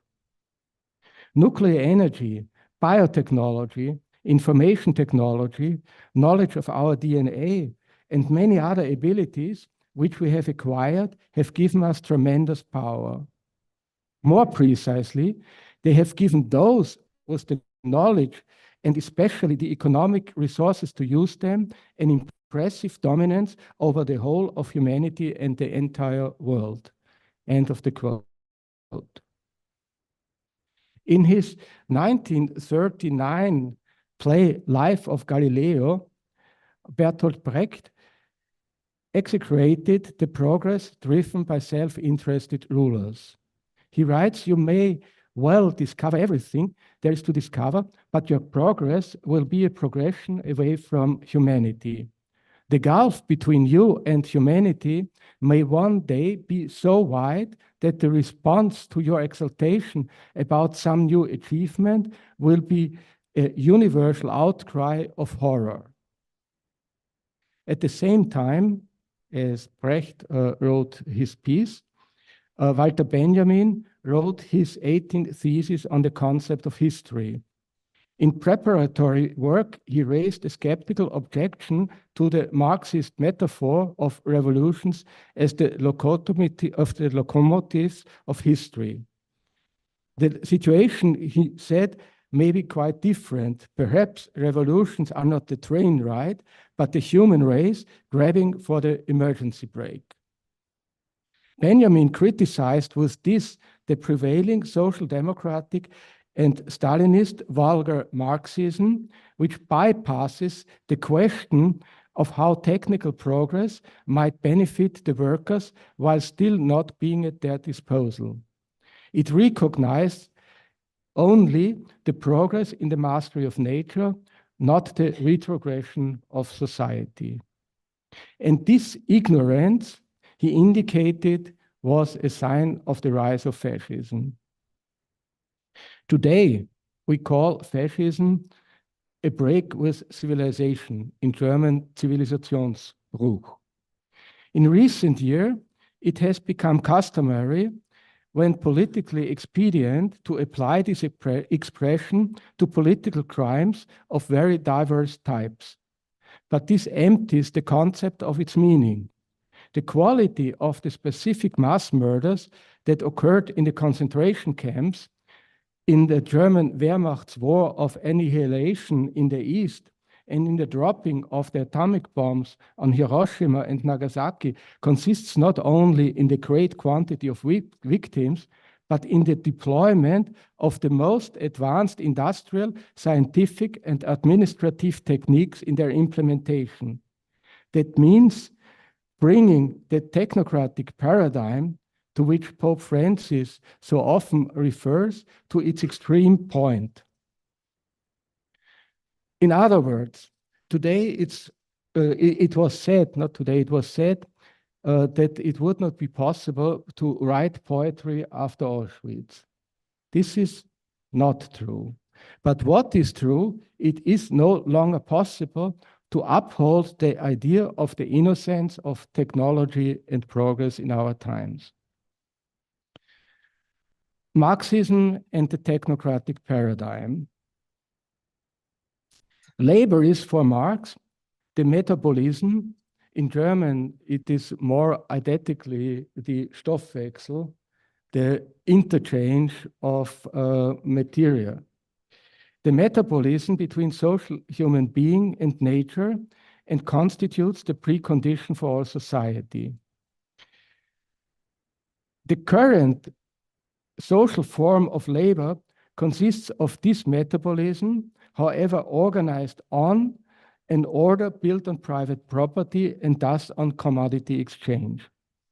The peculiarity of commodity producing societies, Marx wrote in the final section of Capital Volume 1, the chapter Fetishism of Commodities and the Secret thereof, is that the producers contribute their share to social labor as private persons individually, and that the recognition of their individual labor is being socially socially occurs only post festum, means after a successful exchange of commodities. A commodity is therefore, as he wrote, a mysterious thing because the relation connecting the labor of one individual with that of the rest appear not as a direct social relation between individuals at work, but as what they really are, material relations between persons and social relations between things. That means what they really are, the personal relations are transforming into relations between things. And that is a huge civilizational process. In his 1923 released book, History and Class Consciousness, Georg Lukács showed how the paradigm of reification runs through all of society. He writes, the transformation of the commodity relation into a thing of ghostly objectively cannot therefore content itself with the reduction of all objects to the gratification of human needs to commodities. It stamps its imprint upon the whole consciousness of man. His qualities and abilities are no longer an organic part of his personality. They are things which can own or dispose of, like the various objects of the external world. And there is no natural form in which human relations can be cast, no way in which man can bring his physical and physicality into play without their being subjected increasingly to this reifying process. Again, a huge civilizational change. Reification, Lukács points out, shapes positivist science just as much as it imprints itself into the everyday consciousness of all classes in modern society. All this talk about growth, about budget deficits, about whatever categories of economy you may quote, have to do with this reification. It appears that our social, personal relations are objectified into statistics and numbers which turn against us. One of Karl Marx's achievements as an economist consists in his having shown how the interaction of technical progress and the average rate of profit produces a structural need to accumulate ever greater masses of capital, produces limitlessness.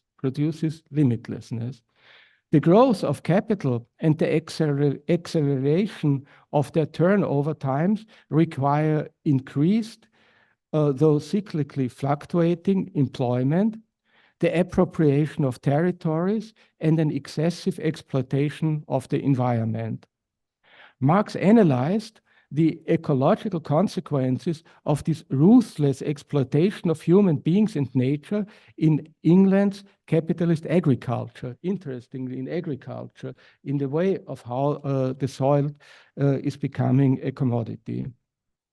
All progress in capitalist culture, he wrote, is a progress in the art not only of robbing the worker, but of robbing the soil. All progress in increasing the fertility of the soil for a given time is a progress towards running the more long-lasting sources of that fertility.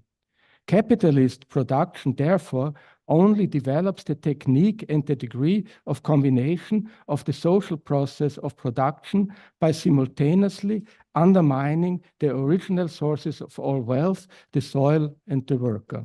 End of the quote. The conditions of sustainable natural cycles and the cycles of extended capital reproduction obviously obey different laws. The latter creating through accumulation an irreparable growing rift in the metabolism of human beings with nature. This rift is the leitmotif of Marx's later economic work, and by no means just in the framework of single countries, but in the global context, as John Bellamy Foster pointed out. Conclusion. Critical theory is about changing the world, and this applies to the metabolic rift, which under the condition of a worldwide capitalist dominion pushed to its limit cannot be repaired.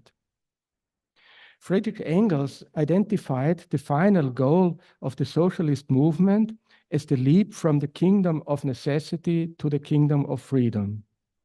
In order to choose freedom in the frame of the nature, in the limits of the nature, we need to understand the interdependence of ecological and social transformation. That's what Pope Francis calls integral ecology.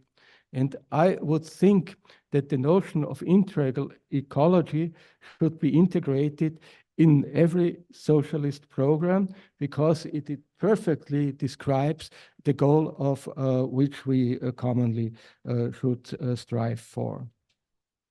Technical progress has to be democratically steered by society. This requires common ownership of the common good, of the enterprises producing the goods that all people need, participatory planning, democracy, abolition of the patriarchal discrimination against women, equal access to education, transportation, medical care, and the overcoming of global inequality between the North and the South. In the view of the complexity of this task, and also in the view of the power relations in the world, we must understand that what is involved is less a leap, like Engels thought, but rather a long march in which it is not only the structures, but also the world outlook of the people that need to be changed. That is the cultural revolution of which Pope Francis speaks, the overcoming of consumerism, the throwaway society, the belief in solutions, cultural centralism of the West and the North, and not at least I would like to say one word, one thing in all conclusions. our plans, our Plans, even our individual life plans, and the one real meaning, condition, which is we what succeed in ending Pope Francis the third world war or in piecemeal. internet Create an order based not on the non-use of violence and dialogue. Thank you very much for your attention.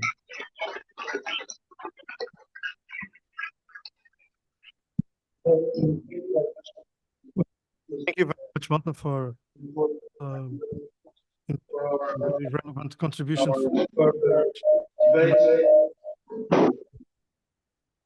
Fire from heaven. But I will have to. But not that much. Yeah. Well, so we have to put us here to this first moment of our conference. Cardinal,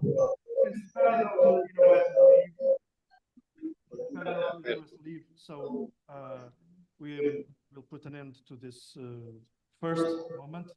I think it has been together with the two first statements by Connie and by the rector of the Sofia University Institute. We have had a great start. We have a lot of food for thought to accomplish the goals. Ingeborg, sorry, I'm terribly sorry. This is due to the non-physical presence of her here. So I'm sorry, I'm terribly sorry, Ingeborg. But so we have a lot of food for thought. We now say goodbye. See you next time to José Tolentino Mendoza. I don't know if you want to say some words. Okay, so thank you very much for being with us. It has been a very important sign for us and for this initiative that we are trying to get further. Thank you so much. Very short pause.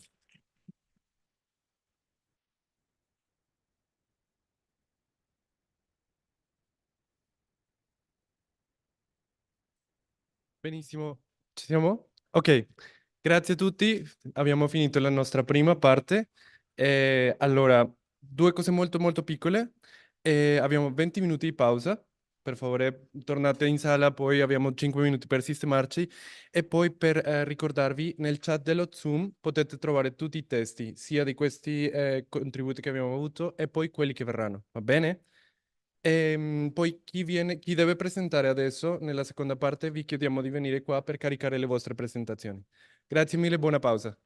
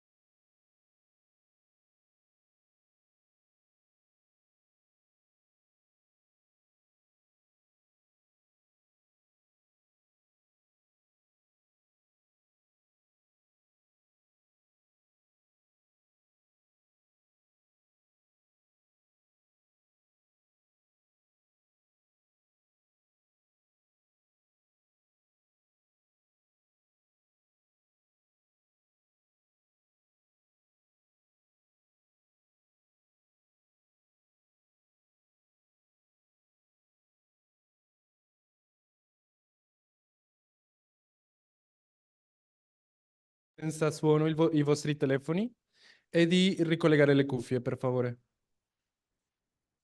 Siamo pronti? Ricordate che se avete qualche difficoltà tecnica potete alzare la mano e possiamo aiutarvi. Grazie. José Manuel.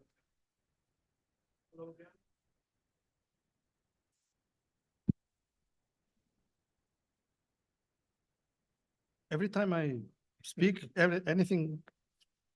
something happens. Is it okay? No, it's just some feedback. Yeah, it's okay. Well, good afternoon once again. I can promise you that this is the last time that I will speak in this conference. So I have the pleasure to present you Professor Sergio Rondinara. He is a professor of epistemology at the Department of Philosophy, Theology, and Human Sciences of this institute.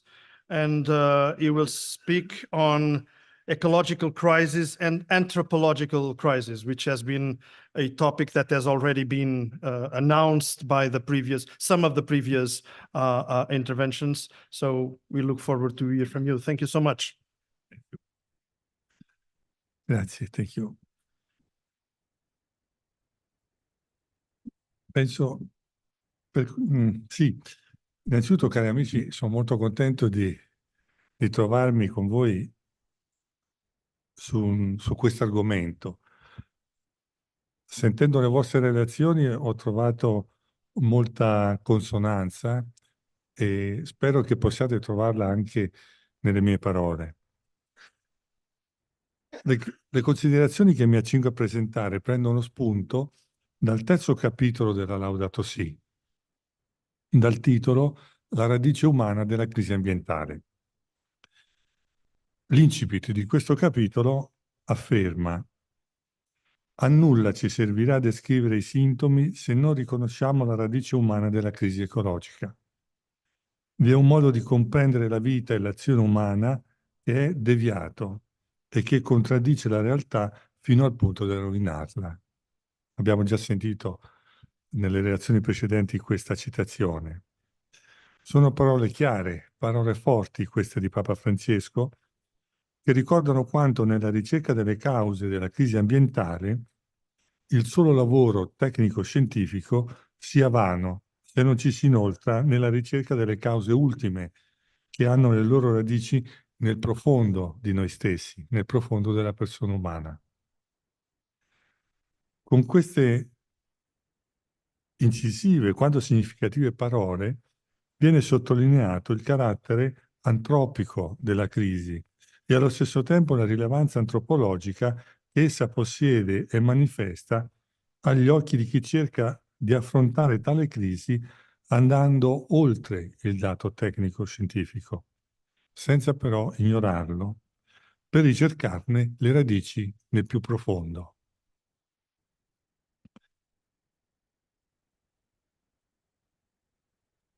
La crisi ambientale è il campanello d'allarme di una profonda crisi antropologica.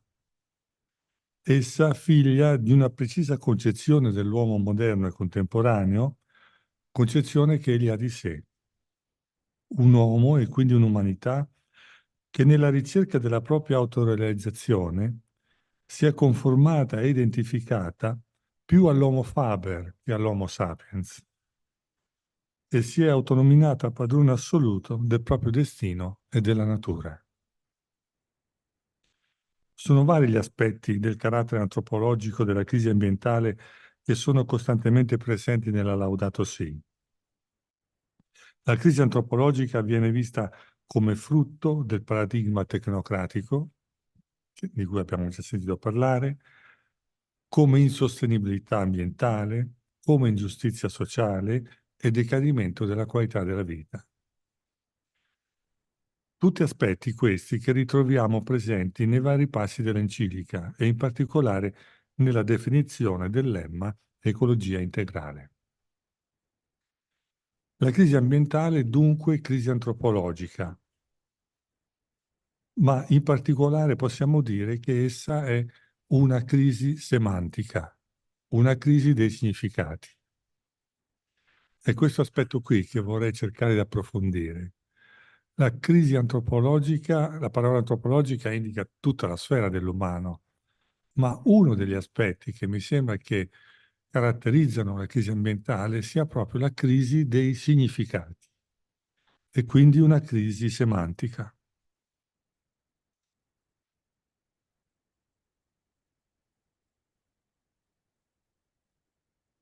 Stiamo infatti perdendo sempre più, noi uomini e donne di questo secolo, la capacità di riconoscere e dare significati durevoli, al di fuori di quelli utilitaristici, agli oggetti del mondo naturale.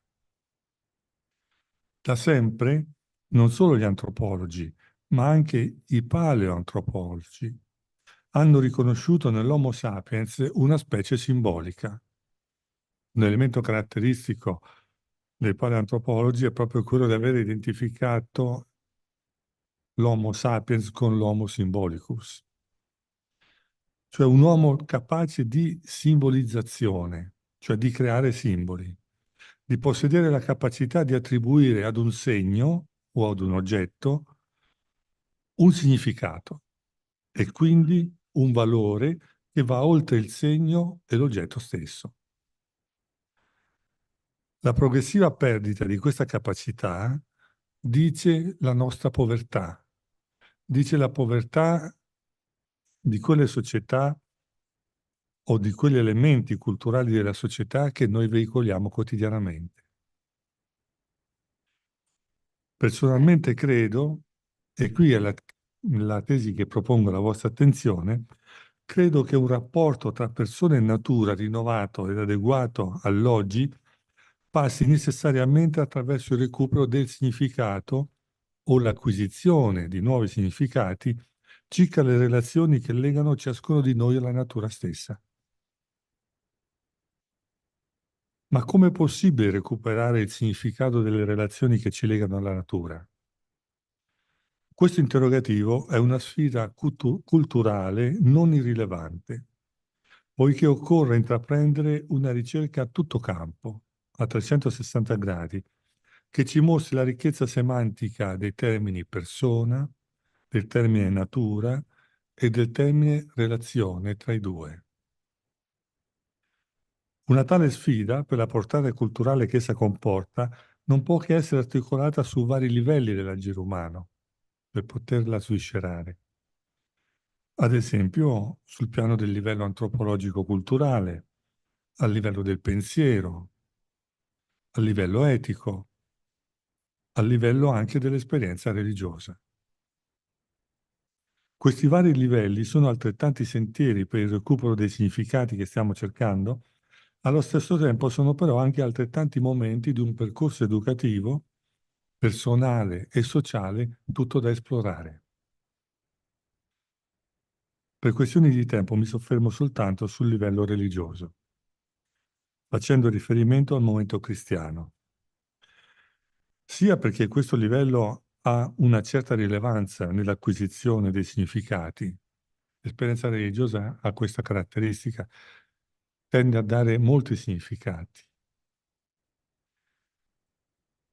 ma anche perché, come vedremo, l'esperienza religiosa cristiana, proprio davanti a questa crisi, è chiamata ad una profonda conversione, a una profonda conversione ecologica, come la chiama Papa Francesco, in cui occorre lasciare emergere tutte le conseguenze, non soltanto quelle che ci sembrano più opportune, ma tutte le conseguenze dell'incontro con Gesù nelle relazioni col mondo.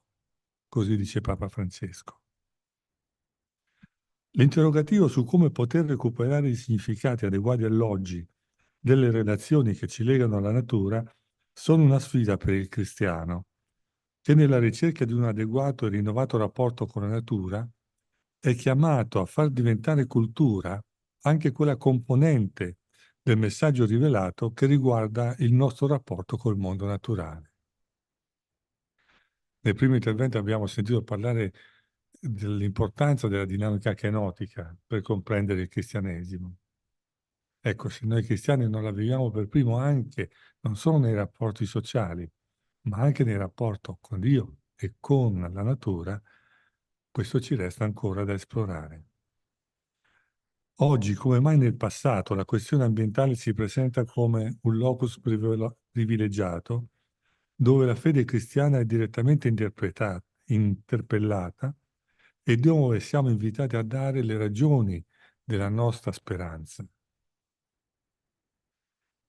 Nel contesto attuale, tale fede è interpellata non tanto per una risposta apologetica a chi ha accusato il cristianesimo di essere la principale causa della crisi ecologica, ma la fede è qui chiamata in causa perché per il credente il pieno recupero semantico delle relazioni tra la persona e la natura implica la riscoperta della propria relazione con la natura alla luce di tutta la relazionalità presente nella creazione. Quindi alla luce del rapporto con Dio e alla luce del rapporto con tutti gli uomini e le donne dell'umanità. Ciò può essere effettuato secondo una triplice prospettiva, la prospettiva della temporalità, cioè del passato, del presente e futuro, che nell'ottica della rivelazione diventano un passato protologico, cioè degli inizi, un presente storico dell'oggi e un futuro escatologico. Alla luce di questa triplice prospettiva si può ottenere una risemantizzazione dei termini, quale persona, natura e delle relazioni. Infatti, alla luce della fede, può essere valorizzata appieno innanzitutto il concetto di natura, poiché si riconosce che essa, in quanto creazione, ha un valore in sé, indipendentemente da quello che l'uomo gli dà. Inoltre si riconosce che nella natura c'è una manifestazione di Dio, e questa manifestazione è un dono di sé. E di essa si riconosce infine, appunto, il fine ultimo, cioè l'essere la base fisica per i cieli nuovi e la terra nuova. Alla luce sempre della fede può essere valorizzata anche la rete delle relazioni che legano ciascuno di noi alla natura, poiché siamo compagni di viaggio verso la ricapitolazione finale, come ricorda la lettera agli Efesini, dove Dio sarà tutto in tutte le cose. Per troppo tempo abbiamo vissuto il cristianesimo come un itinerario personale e singolare, direi quasi individuale più che personale. Stiamo cercando di scoprirlo come comunità e quindi in maniera sociale, ma non dobbiamo dimenticare che c'è anche un'altra componente che è chiamata a vivere con noi questo viaggio verso Dio, e questa componente è la natura stessa.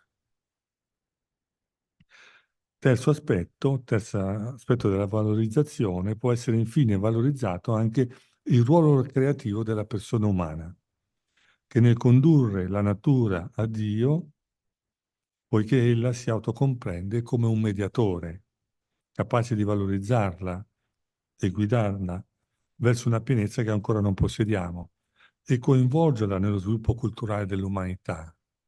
Come? Con che cosa? Attraverso il lavoro. Ecco, torna il discorso del lavoro. A questo punto, però, il pensiero cristiano è chiamato a fare un passo molto importante, che ancora non è compiuto. È chiamato a ricollocare con chiarezza, alla luce di questa triplice valorizzazione e relativa semantizzazione, è chiamato a ricollocare con chiarezza la propria posizione antropocentrica derivante dai testi genesiaci. Una tale operazione avrebbe una grande portata culturale, soprattutto in ambito etico, dove oggi una miriade di dottrine sull'etica ambientale sono caratterizzate essenzialmente da impostazioni di fondo tra loro totalmente contrastanti. Abbiamo una posizione antropocentrica, segnata fortemente dal liberalismo economico, che tende ad affermare la fondamentale differenza fra l'uomo e tutti gli elementi naturali che costituiscono il suo habitat. Alla base di questa posizione vi è il presupposto che la persona umana abbia un ruolo centrale all'interno del mondo naturale e quest'ultimo non possiede un proprio valore intrinseco, ma possiede soltanto il valore che la persona stessa gli conferisce. La seconda impostazione, quella fisiocentrica, segnata dal variegato pensiero ambientalista, afferma la preservazione della natura indipendentemente dagli interessi dell'uomo. Quest'ultimo, appartenendo anch'egli alla natura come qualunque altro elemento biotico, dovrebbe vivere in consonanza con essa, uniformandosi alle sue leggi. Ora, come si è detto, il pensiero cristiano è invitato a ridefinire il carattere dell'antropocentrismo dei testi genesiaci. Che rapporto ha questo antropocentrismo con l'antropocentrismo del mondo liberale, dell'economia liberale? Spesse volte si è detto anche in ambito ecclesiastico che questo, l'antropocentrismo cristiano, diciamo, sarebbe un antropocentrismo moderato, non estremo come quello del mondo liberale, ma un antropocentrismo moderato. A me sembrava più un antropocentrismo democristiano, diciamo, che un antropocentrismo moderato, no? E questo è un dibattito che c'è all'interno della Chiesa e che ancora non ha trovato uno sbocco e un ambito dove poterlo esplorare in profondità.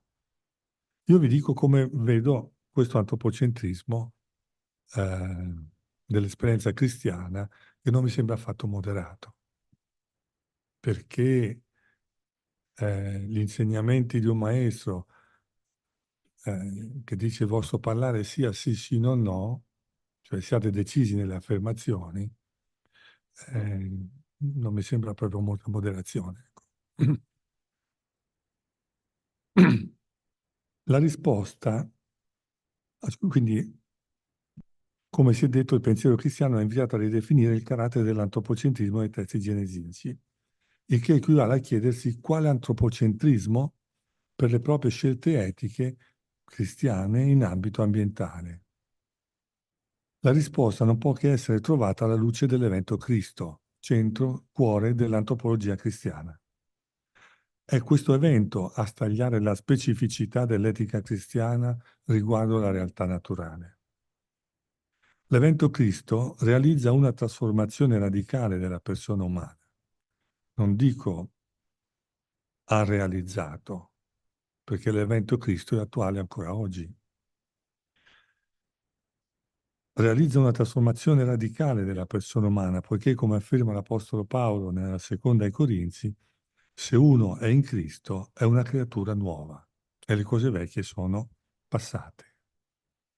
Essa è dunque una creatura nuova, non soltanto perché riscattata dalla situazione di non amore in cui il peccato l'aveva relegata, ma perché l'agape stessa del Padre, cioè l'amore stesso con il quale il Padre ama il Figlio, dice Paolo, è stata riversata nel suo cuore e lo ricolma dello Spirito di Dio stesso. Nell'incontro con Gesù si diventa quindi realmente figli nel Figlio. Siamo coinvolti nella vita stessa di Dio, al punto che in noi abita lo Spirito di Dio che grida Abba, Padre. Incorporati in Gesù e ricolmi del suo amore, ci scopriamo legati fra noi da un profondo vincolo di unità. Ci scopriamo uno fra noi in quanto siamo una sola persona in Cristo Gesù. Non siamo più degli individui ripiegati sulle anguste dimensioni della nostra esistenza, ma aperti sull'io di Gesù, ci apriamo anche su tutti gli uomini e tutte le donne. Siamo, come ha scritto Cirillo di Gerusalemme, consanguinei e concorporei con Gesù e fra noi. Diventiamo così il lievito d'unità per l'intera creazione, umana e non. Diventiamo persone che compongono in unità non soltanto la propria dimensione interiore e le varie espressioni della vita umana, quali la socialità, la politica, la vita scientifica o economica, ma diventiamo persone che compongono in unità anche popoli e culture. Diventiamo persone che preparano con il loro agire attraverso il proprio lavoro, attraverso la manipolazione della materia, il compimento del cosmo intero. È questo il tipo di persona, nuova creatura, che determina il tipo di antropocentrismo dell'etica cristiana. Esso è un antropocentrismo cristico, cioè un antropocentrismo oblativo, il cui peso ontologico con grandissima difficoltà si riesce a farlo tenere dentro le classifiche fenomeniche delle attuali analisi filosofiche e sociologiche. Nel rapporto con la natura c'è dunque una persona umana che nel realizzare il dono di sé diventa sempre più se stessa,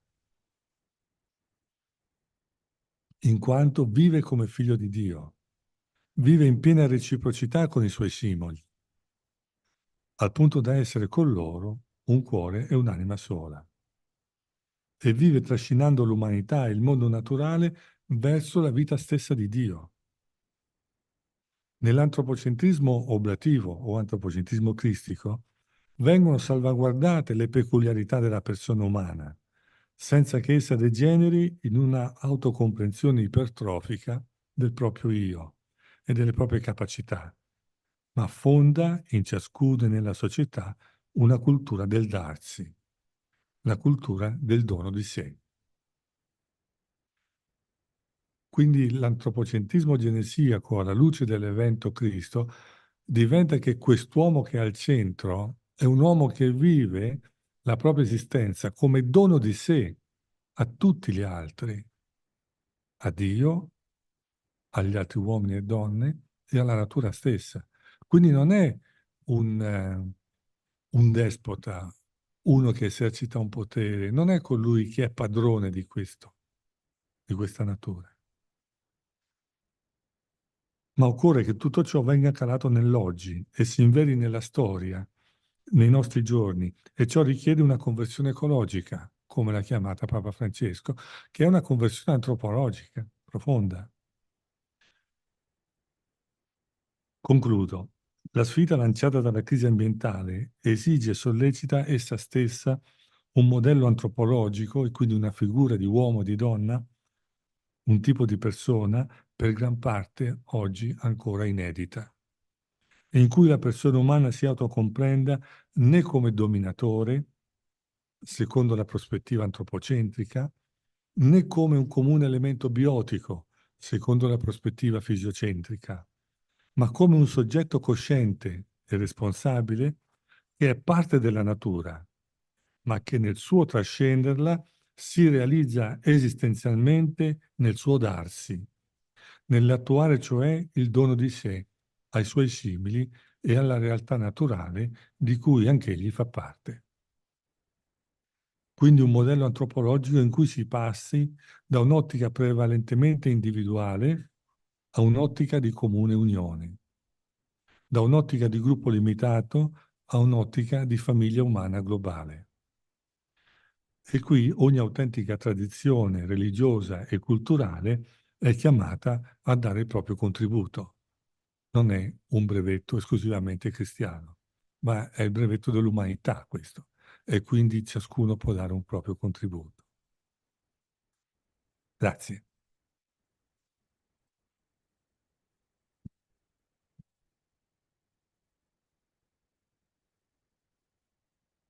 Well, thank you very much for this reflection on the search for an alternative to the dualism between liberal anthropocentrism and physiocentrism. In the left culture, we have suspicious approach against anything that sounds similar to third way. But in this case, it is, I suppose, a very suggestive remark to be deepened by our dialogue. So we had to change, as always, as it always happens, we had to change slightly the program for this afternoon because Cardinal Tolentino had to leave. So we will reserve the general debate for the final part of the day, so from 6 p.m. on. So I would ask you to, maintain your questions, your comments for that opportunity, including all the interventions that have been done so far. Okay, so we now move to the next topic, and I ask you, Raul, to present. Thank you.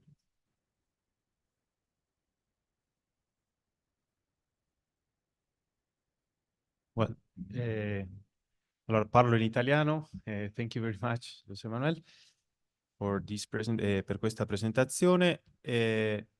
Adesso, in questo momento, io dovrei dare avvio al lavoro della Call for Papers. Quindi io sono Raul Buffo, sono argentino, ma lavoro qui a Sofia, sono ricercatore e docente del Dipartimento di Filosofia, Teologia e Scienze Umane e Scienze Sociali, sono membro del comitato scientifico di questo convegno, quindi forse con qualcuno ci siamo già sentiti. Allora, anzitutto ringrazio tutti quelli che hanno mandato abstract.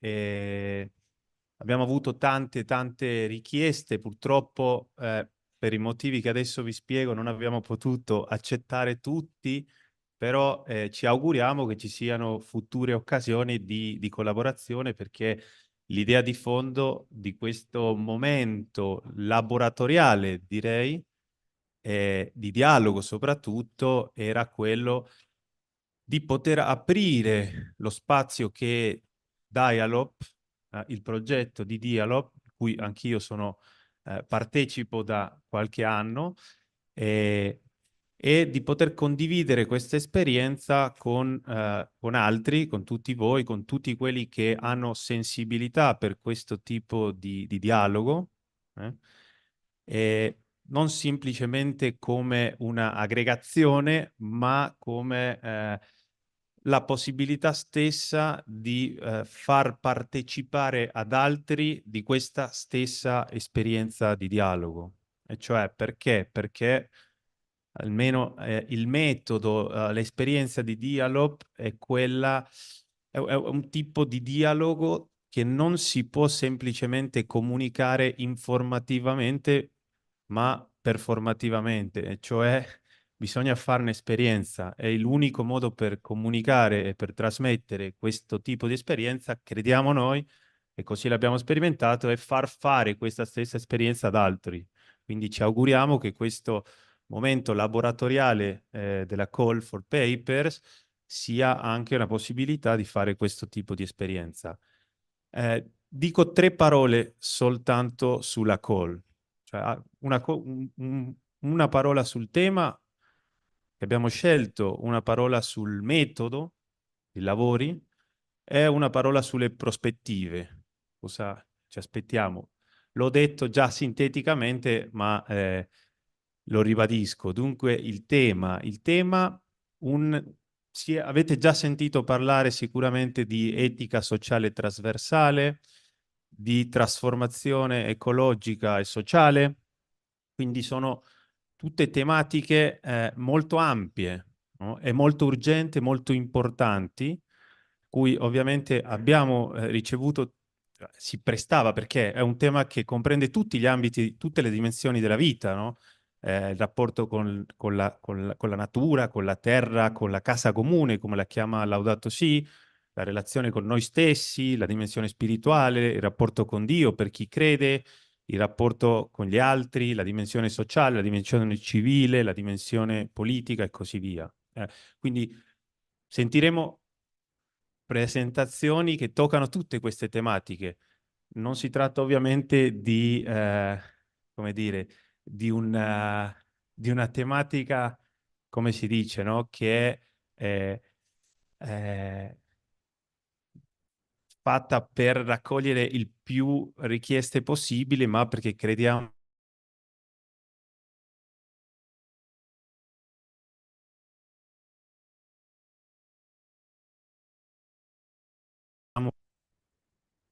a credere, di continuare a sognare in questo cambiamento, in questa trasformazione. Sul metodo, normalmente, spesso in convegni, in conferenze, si fanno per le call for abstracts sessioni parallele in modo da poter dare più spazio alle presentazioni.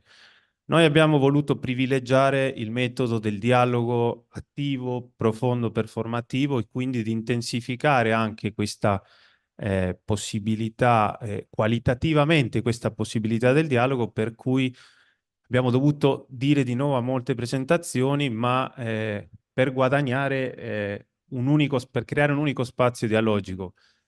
Purtroppo su tutte le decisioni richiedono anche di tagliare o di lasciare fuori alcune altre, però mi auguro che questo spazio sia anche la possibilità di esercitare il metodo del dialogo, del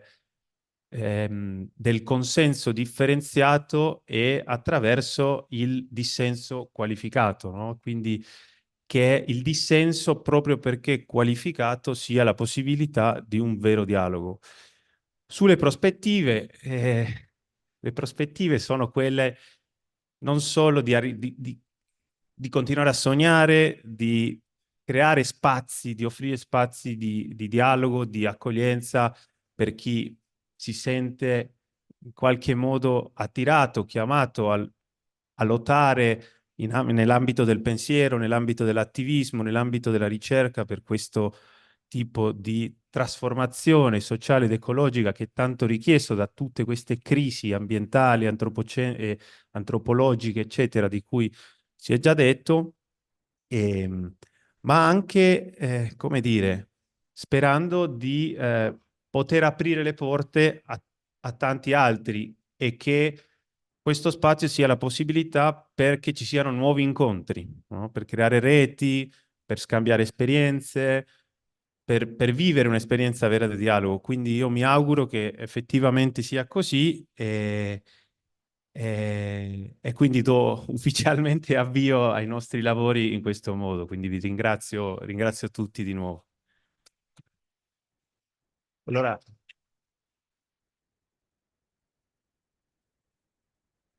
benissimo, quindi adesso faremo una piccola presentazione da ognuno delle persone che faranno un contributo. Allora, vorrei invitare sul palco a Domenico Palermo, per favore. Allora, potrei dire, lui è dottore di ricerca in scienze politiche all'Università di Teramo e lì svolge attività didattica e di ricerca. Si occupa da diversi anni dello studio della filosofia politica e del diritto, approfondendo in particolare la filosofia della crisi ecologica, la cultura e la storia dei movimenti ambientalisti e alternativi e la filosofia della non violenza. Romano Guardini e i movimenti ecologici giovanili è il titolo del suo discorso. Grazie. Grazie, intanto ringrazio tutti, ringrazio il comitato scientifico, scusate, per l'invito e per aver accettato il mio paper e ringrazio l'organizzazione per la meticolosità con cui ci hanno assistito. I movimenti ecologici giovanili hanno portato all'attenzione pubblica mondiale la crisi ecologica causata dallo sviluppo tecnologico e dallo sfruttamento senza limiti delle risorse naturali. Ma è necessario proporre nuove vie, seguendo quanto tracciato da Romano Guardini con la sua filosofia del concreto vivente, fondata sull'opposizione polare per superare la visione ideologica dell'ambientalismo del Novecento che ha portato solo a soluzioni fallimentari. Il teologo Romano Guardini fu la guida spirituale del movimento giovanile Quickborn, nato negli anni '20 del secolo scorso. In quegli anni le sue riflessioni, maturate in quel contesto, furono pubblicate sulla rivista del movimento giovanile, Schilgenossen, i cui articoli sono tuttora utili per comprendere quale spirito animasse coloro che si inoltrano tra i tempi. Per affrontarli e non per fuggirli, evitando le tentazioni panteistiche di chiudersi in un sogno arcadico. Le lettere delineano un percorso filosofico sul cambiamento che la tecnica ha portato nel rapporto fra l'uomo e la natura. Si percepisce il senso di frattura fra un mondo passato verso cui si prova una romantica nostalgia ed un futuro in cui bisogna costruire un rapporto nuovo con la modernità. Le lettere raccolte nell'opera Lettere dal lago di Como rappresentano un percorso di comprensione della crisi ecologica che nasce dall'opposizione polare fra natura e tecnica, senza cadere nella contraddizione fra sviluppo tecnologico e ritorno alla natura.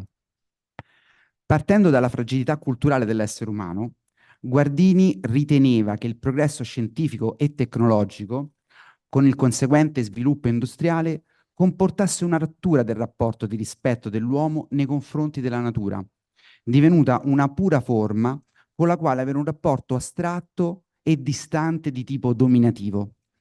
Era saltata qualsiasi mediazione fra soggetto e oggetto. Alla cultura precedente e al suo ordine fondato sulla vitalità naturale si sostituì la risorsa naturale, che è solo la parte materiale della natura. Se il precedente modello culturale dominava il mondo per poterlo... Più lento? Sì. Ok. Per poterlo vivere, quindi se il precedente modello culturale dominava il mondo per poterlo vivere, con un regnare che si otteneva per mezzo del servire, un creare secondo la natura che non si scostava dalle direzioni indicate, che non oltrepassava i limiti, il modello tecnologico è creato per soddisfare il bisogno continuo di progresso, a cui sottomettere qualsiasi elemento naturale, perché la nuova volontà di dominio non si sente in nessun modo tenuta a rispettare le vie naturali della creazione né le regole dell'equilibrio, alle quali anzi resta assolutamente indifferente. Guardini riteneva che per affrontare la modernità bisognasse partire dall'idea che gli opposti non possono essere superati con una sintesi, ma con la ricerca continua di un punto di equilibrio fra le parti, con la consapevolezza che ognuno non può esistere senza l'altra, ognuna non può esistere senza l'altra, perché legate da un vincolo vitalistico. La contemporaneità, invece, pone le parti in contrapposizione affinché una sola prevalga ed elimini l'altra, in una visione gnostica della realtà in cui esiste una sola verità conoscibile. Questa visione nichilistica è fondata sulla convinzione che non esista alternativa al progresso senza limiti e che sia impossibile trovare punti di equilibrio. Inoltre, ha il terrore dell'instabilità, perché l'oltreuomo contemporaneo non può più permettersela. L'umanità sembra preferire un mondo che venera una volontà di compiutezza, no, una volontà, scusate, sì, di compiutezza dell'immagine pura o dell'equilibrio armonico che comporta la distruzione della vita.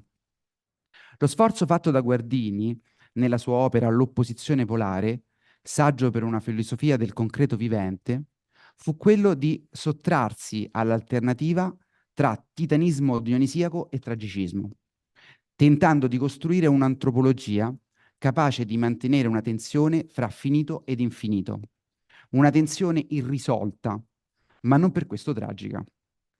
Questo perché il sistema del concreto vivente è un sistema aperto e non programmaticamente chiuso.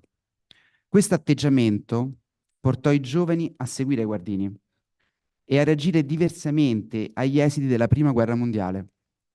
Se i giovani del movimento giovanile tedesco, precursori dei movimenti giovanili ambientalisti del secondo dopoguerra, trovarono conforto al fallimento della loro idea romantica di ritorno alla natura nell'ideologia Volkisch, Guardini e i Quickborn, invece, non si chiusero nell'individualismo che cercava la forza nella comunità di razza, ma si aprirono con un collegamento a quella comunità trascendente in cui sono possibili la scienza, l'arte, il lavoro e la vita, e che nell'ambito spirituale sopraeleva l'individuo e lo libera. In Guardini, però, a differenza dei suoi contemporanei, Klages, Junger, Spengler, Benjamin e Heidegger, c'è uno sguardo capace di cogliere un segnale di speranza nel futuro, nonostante le difficoltà del presente. Egli comprese che si poteva lavorare con i giovani del Quickborn per costruire un futuro migliore. Il loro desiderio di emancipazione dal controllo sociale degli adulti si accompagnava alla volontà di immaginare un mondo diverso, in cui un ruolo importante veniva riservato alla natura.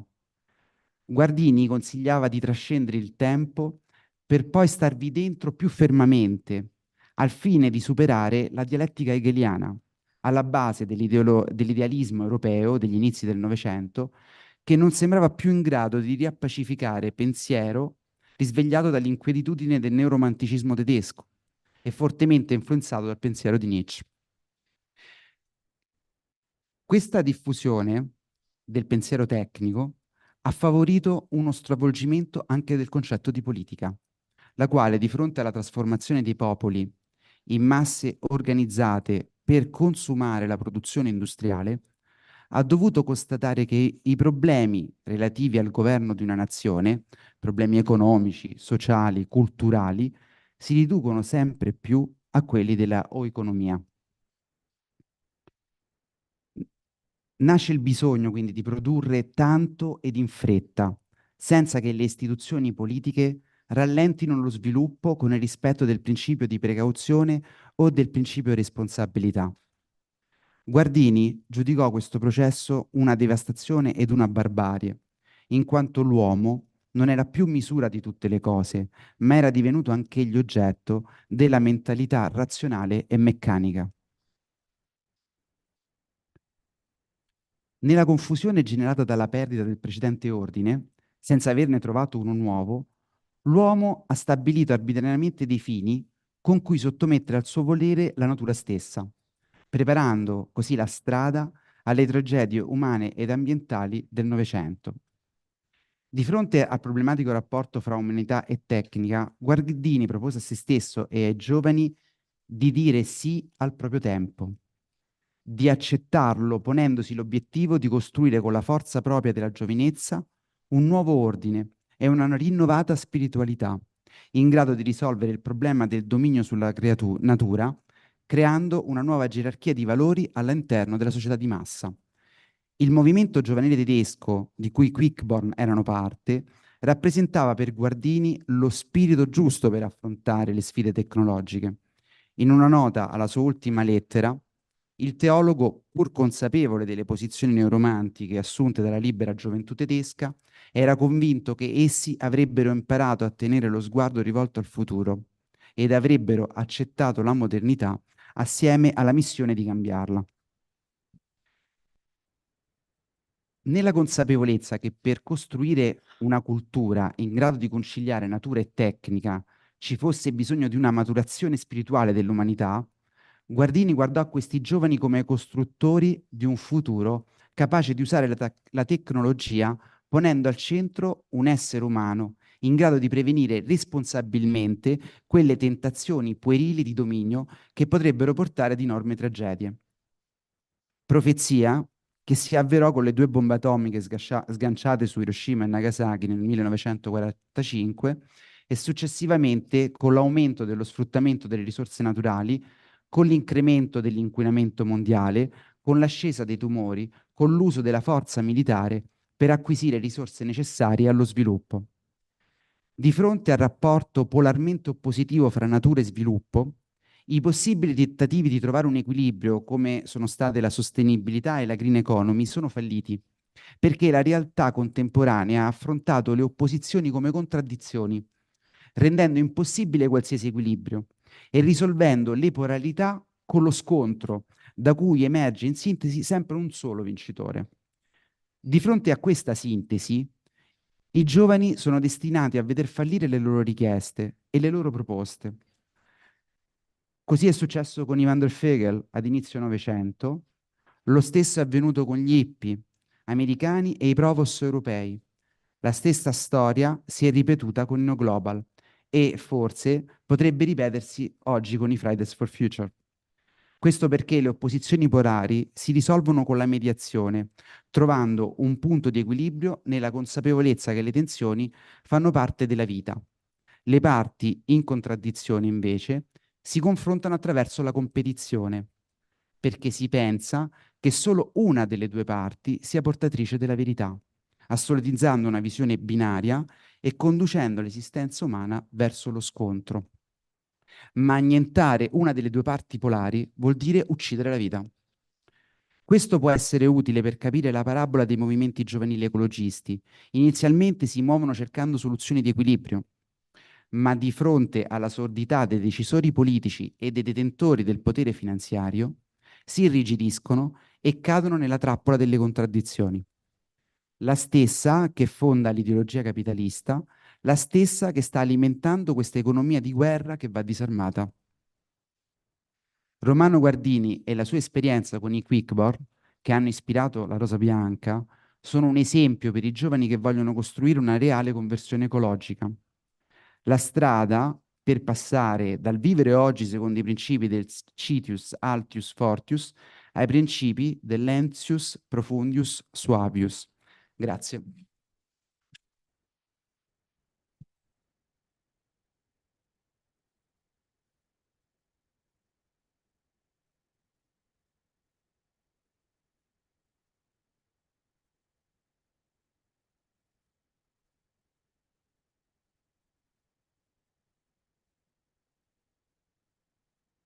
Thank you very much. Now we have the presentation by Victoria Martín de la Torre, a Spanish journalist working as a press officer in the European Commission, in the European Parliament since 2008.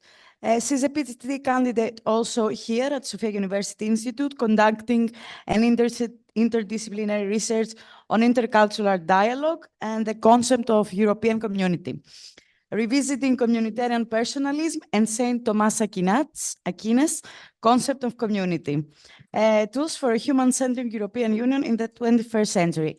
You have 15 minutes. When you see me raising my yellow card, you have 5 minutes. Thank you. Well, first of all, thank you so much for the invitation. I will speak English, and I hope that I will keep my voice, because this morning I was having some health issues, but I think at least today I will be able to speak. No. So my focus is on the European Union, because this is where I work. And so the European Union presents a transnational political space, which is based on shared values. The declaration made by Robert Schuman on the 9th of May, 1950, was the starting point of this process of institutionalized integration. The aim of the first communities was to overcome national rivalries and to bring stable peace by gradually establishing a federation. The coal and steel were just to be used as a lever to building a community of countries and peoples based on solidarity and trust. But 70 years later, what we see is that the Union has developed from 6 to 27. Its original value-oriented goal is often overshadowed by an economic and growth-driven discourse.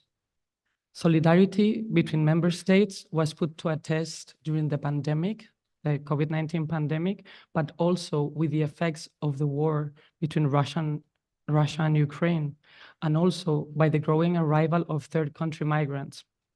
Increasing diversity, social fragmentation, and the uncontrolled use of new technologies have also weakened the sense of solidarity and belonging.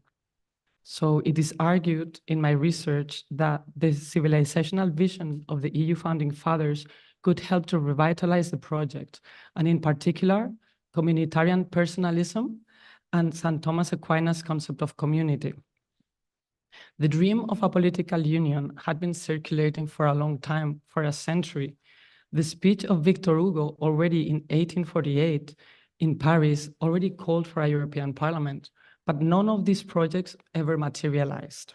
The success of the first European communities was the outcome of the convergence between the secular Europe of the Enlightenment and a renewed concept of profane Christendom. Before World War I, the concepts of Europe and Christendom reflected two opposing visions. medieval Christendom against the Europe of the Enlightenment. Europe was identified with secularization, while the West recalled the old Christendom with a nostalgic feeling about the past, which was inspired by Charlemagne's empire. This is why Catholics in the 19th century rejected any continental unification. But after World War I, many were disenchanted with the liberal order. In 1926, Albert Lotz, in his article, Europe or the West, spoke about the West as a community of men who share the same faith and values, Gemeinschaft, while Europe was a society based only on political and economic interest, Gesellschaft.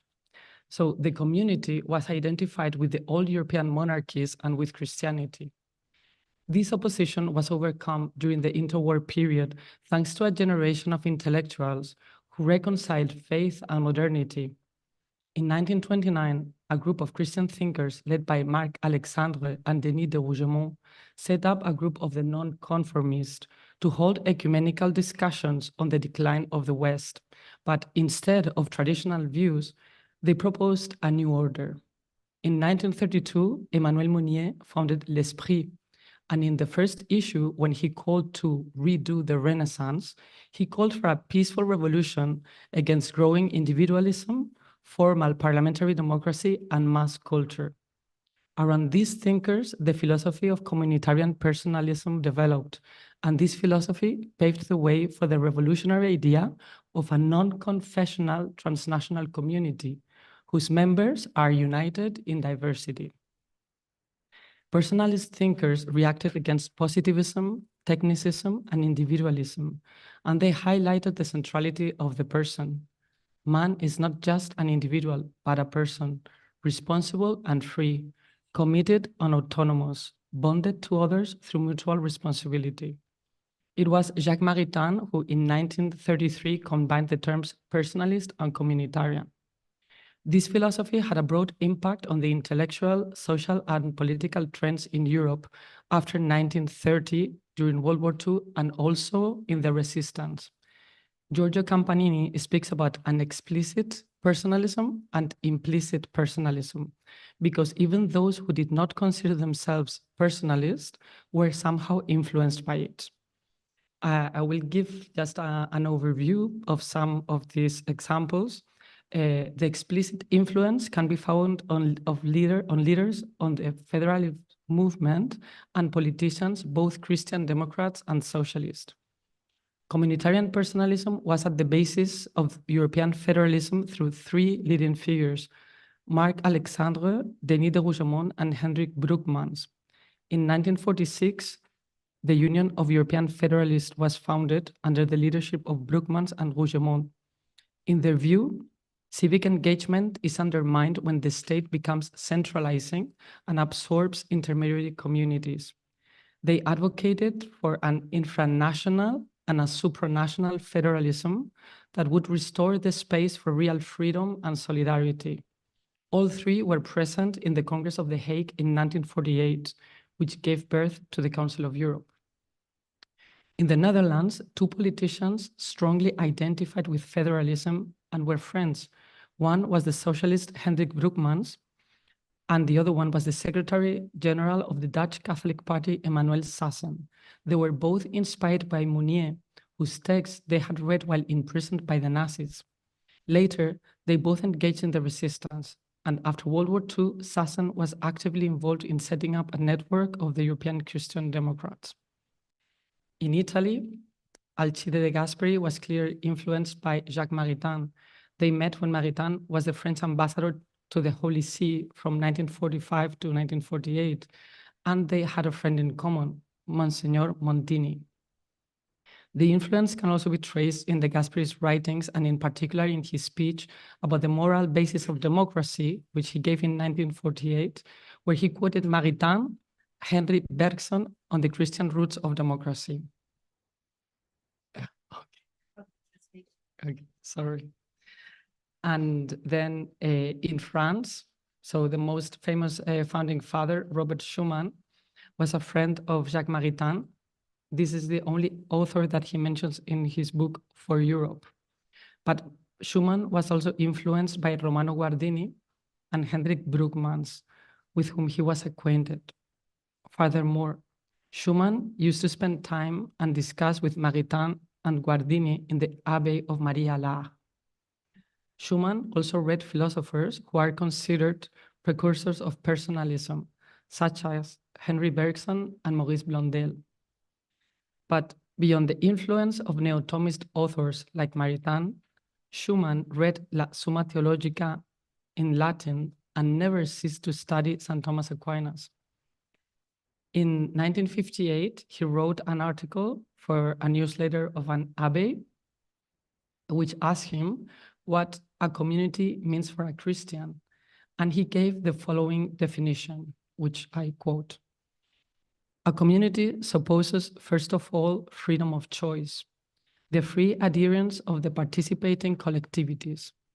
Constraint, whatever it may be, is excluded by definition. Moreover, the community proposes to each partner the same objective as the philosophy of St. Thomas has called the common good.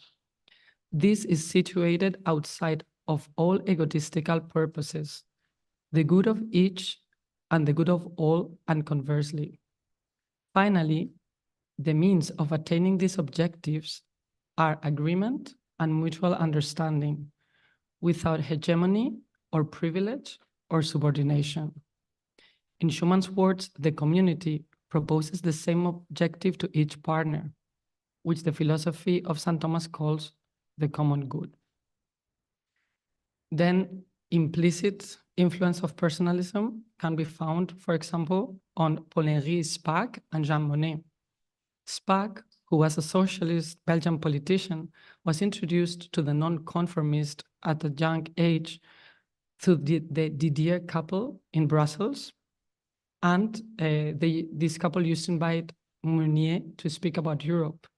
They were called the neo-socialists, and they met also young Catholics of the avant-garde, among them Paul van Zeeland. Regarding Monet, he was exposed to personalism during his exile in the United States, where he met Maritain, Rougemont, and also Spaak. After World War II, most of Monet's collaborators in the modernization plan for France were personalists.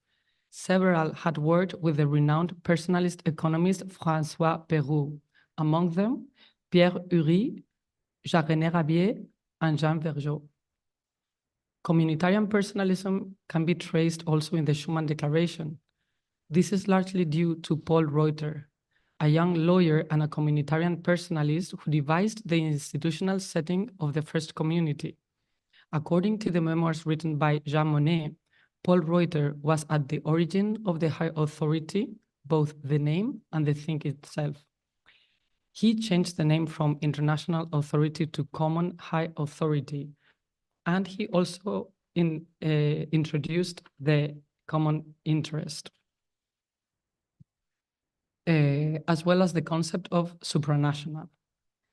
Reuter chose the word supranational, even though it was not finally included in the Schuman Declaration, but later it would be taken up by the treaty establishing the European Coal and Steel Community. And also, Reuter worked on the text of this Paris Treaty and was one of the French negotiators. So in conclusion, revisiting communitarian personalism and the definition of community by St. Thomas Aquinas could bring a new sense of community to the European Union and to its citizens. On one hand, personalism insists on the uniqueness and the dignity of every person, together with the need of a community to fulfill each person's transcendent call, while offering the human person as the criterion to measure any progress.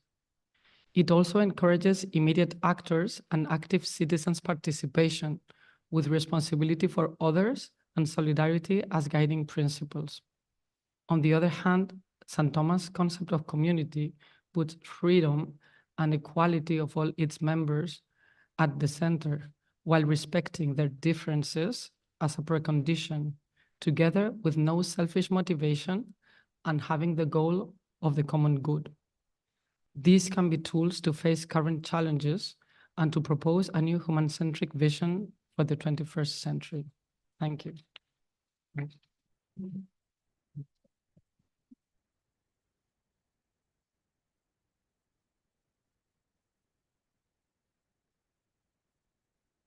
So, Vittoria, grazie mille. E vorrei chiamare a Giovanni Allegretti, prego. Allora, lui è laureato in architettura e dottore di ricerca in pianificazione urbana, territoriale ed ambientale. È ricercatore senior presso il Center for Social Studies, CESH, dell'Università di Coimbra. I suoi principali ambiti di ricerca riguardano alla partecipazione dei cittadini, alla gestione delle trasformazioni territoriali e dei bilanci partecipativi comunali. Il titolo del suo contributo è Declinare la partecipazione per costruire il cambiamento. Il messaggio di Papa Francesco oltre una visione statica del concetto di sussidiarietà. Prego. Salve. I thank you very much for this invitation that gave me the opportunity to work on something new for me, new and old, because I work on participation, and I was very curious to understand how is declined in Pope Francis. Unfortunately, I will speak in Italian because I prepare my text in relation to 100 texts. Many of them were in Italian, so for the quotation, I wrote it down in Italian. I don't manage to move the test. Ok. Mi ha colpito molto il dibattito che c'è stato sulla parola partecipazione usata dal presidente Mattarella durante il messaggio di fine anno e il fatto che non esista invece un dibattito sulla stessa parola usata da Papa Francesco.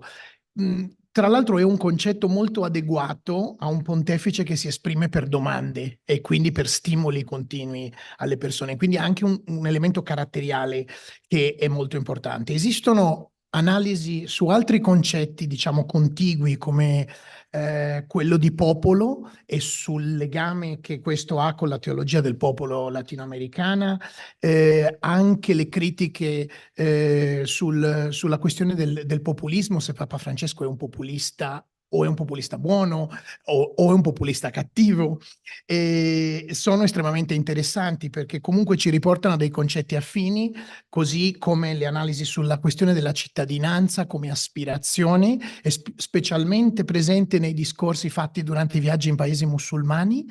Quindi ci sono degli studi che portano al concetto di partecipazione, ma che in realtà poi non lo prendono in considerazione in maniera centrale. Quindi credo che sia importante prendere in mano la prospettiva storica, come suggerisce Daniele Menozzi nel suo ultimo libro sui primi 10 anni di Papa Francesco, e guardare ai due predecessori. Nei due predecessori la partecipazione è una parola che si riferisce all'Eucaristia, alla comunità spirituale, al popolo di Dio, ma in Francesco invece fa da ponte tra il mondo di Cesare e quello di Dio. Wojtyla e Ratzinger però, rispetto al resto del dibattito post-conciliare, avevano riscoperto il principio di sussidiarietà. Addirittura ci sono autori che definiscono Wojtyla il papa della sussidiarietà. La sussidiarietà era immaginata dai due pontefici anteriori come strumento per lo sviluppo integrale e l'autonomia delle persone, particolarmente in Ratzinger, ed è messa sempre in legame con la solidarietà. L'aggancio alla dottrina sociale della Chiesa ha però un approccio unilaterale, cioè la vedono come non interferenza della comunità maggiore, quella statale, sulla comunità naturale, quella delle persone, dei loro gruppi, della Chiesa. In tale quadro ne viene fatto un uso strumentale in termini di interventismo, per esempio in molti paesi sulla normazione parlamentare sui temi etici, penso alle questioni degli interventi della CEI e del boicottaggio dei referendum in Italia addirittura su alcuni temi come la fecondazione assistita e rigetto della pianificazione familiari nell'aiuto allo sviluppo del sud del mondo, per esempio. Allora, perché i critici di Francesco parlano di distorsione in Francesco della dottrina classica della sussidiarietà? Perché Francesco, e lo fa attraverso l'uso del concetto di partecipazione, in qualche modo ribalta la visione dei pontefici precedenti in senso circolare. Penso ai concetti di Zamagni e di Giovanni Moro sul tema della sussidiarietà circolare, cioè come qualcosa che può essere presa da un punto o da un altro, dal punto più basso o dal punto più alto, ma sempre di un rapporto mutuo di completamento tratta. La visione dello Stato di Francesco non è di una comunità artificiale, perché l'uomo è istintivamente animale politico e sociale e quindi lo Stato, non essendo una comunità artificiale, non è inferiore alle comunità naturali. E forse ci sono degli elementi anche di idealizzazione dei corpi intermedi in Francesco, per cui Francesco è accusato da questi siti, per esempio, che ho messo qui in disegno, di ribaltare l'idea di sussidiarietà perché in qualche modo chiede ai movimenti sociali di fare da watchdog che controlli l'azione dello Stato. Quindi i critici di Francesco pensano, se chiede ai movimenti di controllare lo Stato è perché dà priorità allo Stato, no? Sì, ma la signora c'ha questo e poi ci siamo messi d'accordo su come sintetizzarlo. Io non riesco a parlare leggendo, voi morite, vi addormentate tutti se io leggo. E scusate la mia ribellione, ma vorrei tenervi in vita a fine serata, mi sembrava importante. Qual è l'idea? È di un controllo quindi dello Stato per garantirne l'etica e evitare che le visioni capitalistiche che non rispettano l'armonia con la natura e la cura della casa comune. Francesco mostra un profondo rispetto per lo Stato, nonostante l'insofferenza che questa foto con Trump mostra, e non è l'unica, però ha un profondo rispetto che si nota anche nel minore interventismo. Per esempio, pensiamo all'Italia, le posizioni della CEI nel processo sulle unioni omoaffettive a Parlamento aperto sono state completamente diverse dai toni usati durante i pontefici precedenti. Yes. Ok.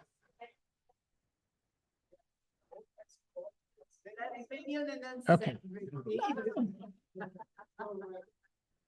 Poi ogni tanto faccio così per svegliare quelli che dormono.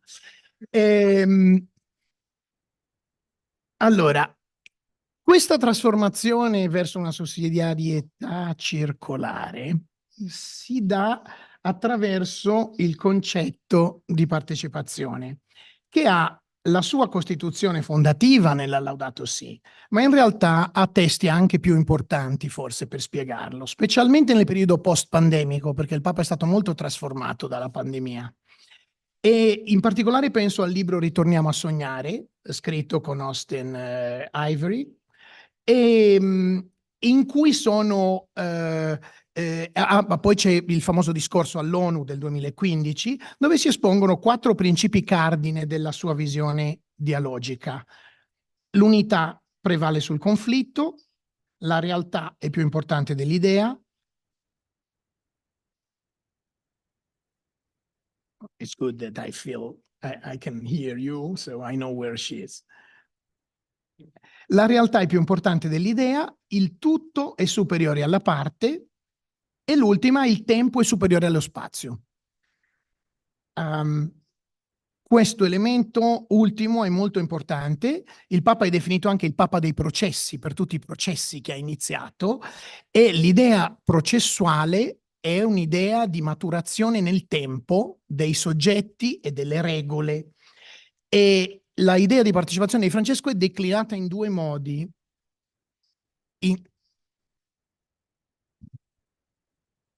In relazione agli individui e in relazione ai soggetti organizzati, che sono 2 modi di pensare la partecipazione abbastanza diversa. Come ha ricordato il mio collega Purezza prima, i soggetti organizzati sono chiamati poeti sociali, costruttori di ponti, difensori del poliedro multiculturale. Forse esiste un certo grado di idealizzazione di questi corpi intermedi. Non è presente in Francesco la coscienza che anche i corpi intermedi sociali sono in crisi. Questo è un elemento che probabilmente su cui bisogna riflettere. Le finalità della partecipazione in Francesco sono estremamente chiare.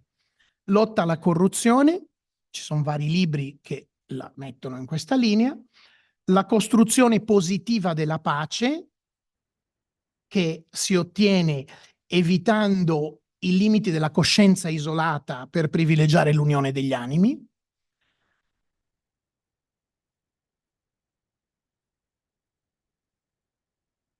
il contrasto alla tecnocrazia dilagante,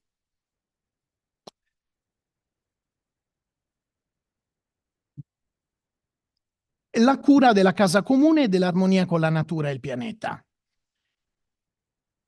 in cui c'è un elemento particolare, che è che la partecipazione aiuta a rappresentare anche gli attori che non si possono autorappresentare, cioè per esempio le generazioni future e gli esseri non umani. E infine, ultimo, ma forse anche primo, è l'idea della promozione dello sviluppo integrale e della dignità delle persone, che era attribuita al concetto di sussidiarietà nei due pontefici precedenti. E quindi Francesco dice specialmente i più deboli devono essere fatti partecipare alla costruzione del loro futuro e alla costruzione delle soluzioni per migliorarlo.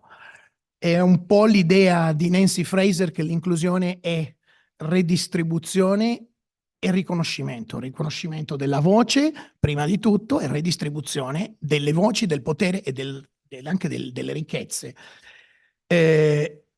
Il richiamo alla partecipazione di Francesco non è comunque ingenuo, puerile o sprovveduto, e quindi non è retorica che parla di cosa è importante fare negli stati, perché si accompagna a delle riflessioni molto puntuali, ne cito solo alcune, su come rimuovere le barriere a una partecipazione egalitaria di tutti e tutte.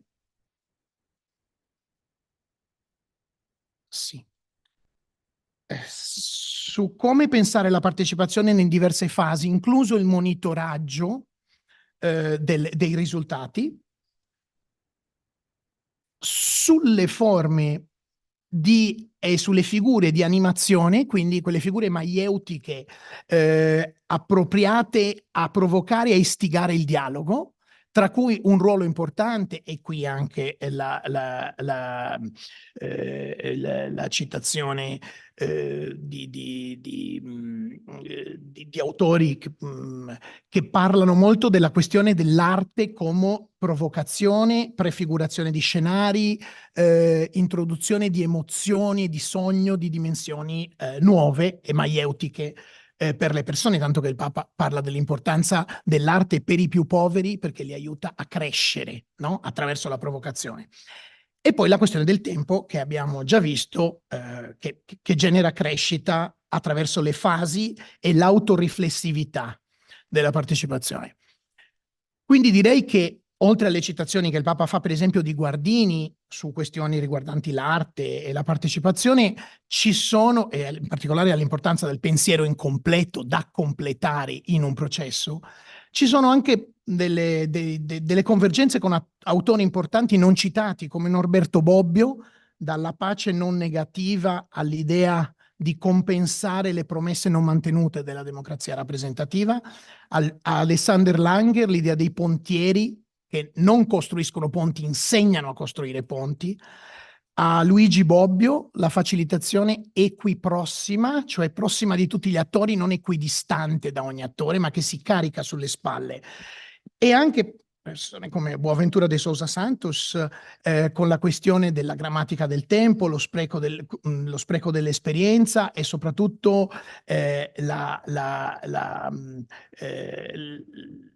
la questione dell'ecologia di saperi.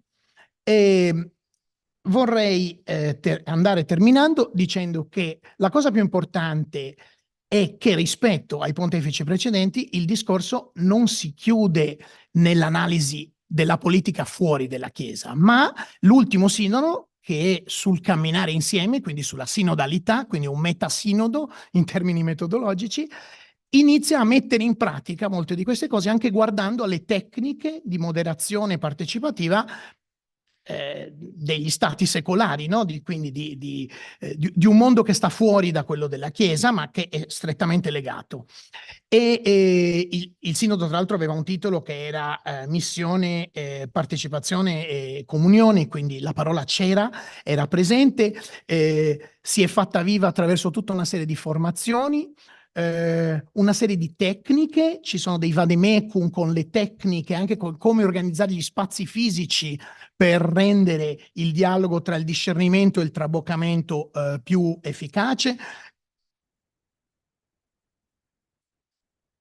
come rapportare il consenso differenziato e il dissenso qualificato, quindi l'importanza delle motivazioni, l'importanza dell'ascolto dell'altro, della non reazione immediata all'altro, no, ma della pausa tra l'ascolto, la sintesi delle posizioni differenti da quelle nostre, quindi tutta una serie di elementi importanti, anche molto spiccioli. Per esempio, tutti i documenti del Sinodo sono anche fatti per ipovedenti, quindi hanno una dimensione, no, di inclusività particolarmente. E c'è una commissione di metodologia molto importante, molti dei cui membri hanno in realtà scritto negli ultimi anni sul tema della perdita della leadership, della trasformazione nella leadership in una società, come dire, più egoista e che non riconosce la rappresentanza spesso.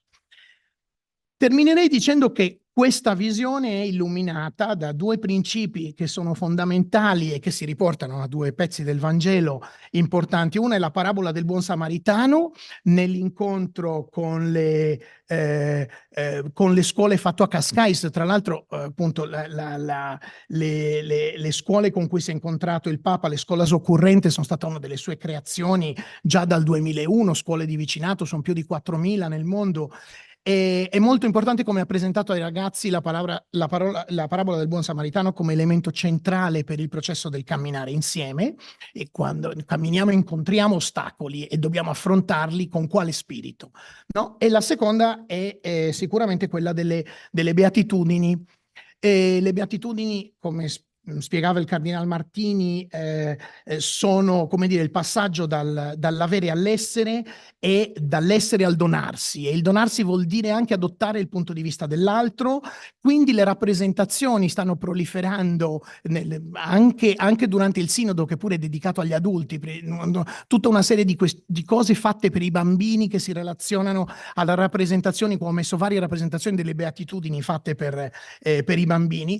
E il tema che Francesco tratta specialmente con i giovani, quello della ribellione, della necessità della ribellione, del legame tra la ribellione e la profezia, no? E come necessità di accogliere il dissenso che ci fa scoprire e crescere.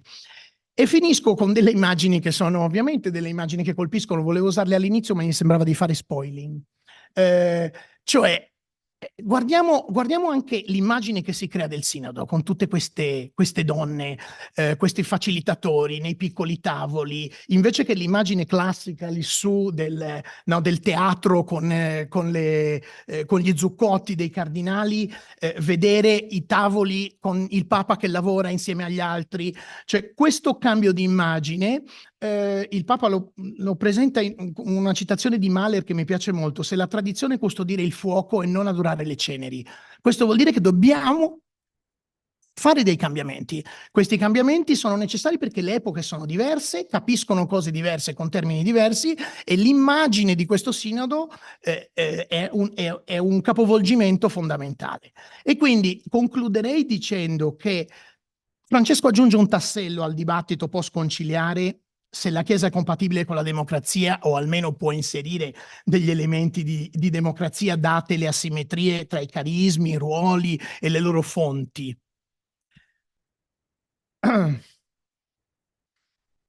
Tipo direttore d'orchestra. La sua visione della partecipazione ci conferma che agganci e contaminazioni mutue con la democrazia sono possibili, valorizzando momenti democratici che esistono anche nel continuum della vita della Chiesa. E quindi parlare di democrazia non è solo riferirsi a un modello politico dell'ambito temporale, ma è anche un principio di ordinamento interno e di convivenza di un corpo sociale. E quindi la stessa Chiesa in questo momento, per non sparire, ha bisogno di logiche di tipo deliberativo e della provocazione di voci scomode e profetiche. Quindi questo guardare fuori non è completo. Ci sono molte parole che non ci sono, in Francesco, prese a partire dall'idea della deliberazione che è ancora molto latina, non c'è l'idea anglosassone dello scambio di motivazioni, la deliberazione è ancora il momento della decisione, quindi è in mano solo alle gerarchie più alte, è ancora qualcosa che non viene messo in discussione, però se iniziamo a guardare ai beni comuni democratici della partecipazione come l'inclusività, il giudizio informato, il potere popolare, la trasparenza, arrivano una serie di cose nuove. Manca ancora il rapporto con la tecnologia nella partecipazione, parole come accountability e valutazione non ci sono, ma credo che sia importante che il messaggio è che la Chiesa può apprendere non necessariamente solo dagli altri, ma con gli altri, attraverso anche un processo di cambiamento interno necessario perché il suo comportamento tradizionale pone domande e dilemmi alla mens democratica dei cittadini, li pone comunque, che voglia o che non voglia, per cui il cambiamento è indispensabile. E dialogare col mondo di fuori è una ricchezza enorme. Grazie.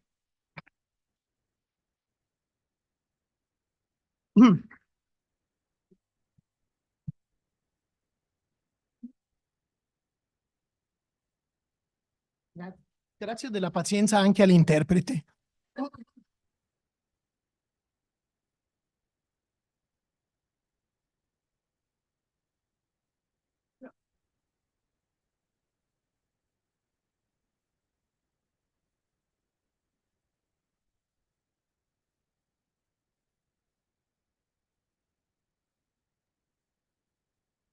Hello, my name is José Manuel Perez. I come from.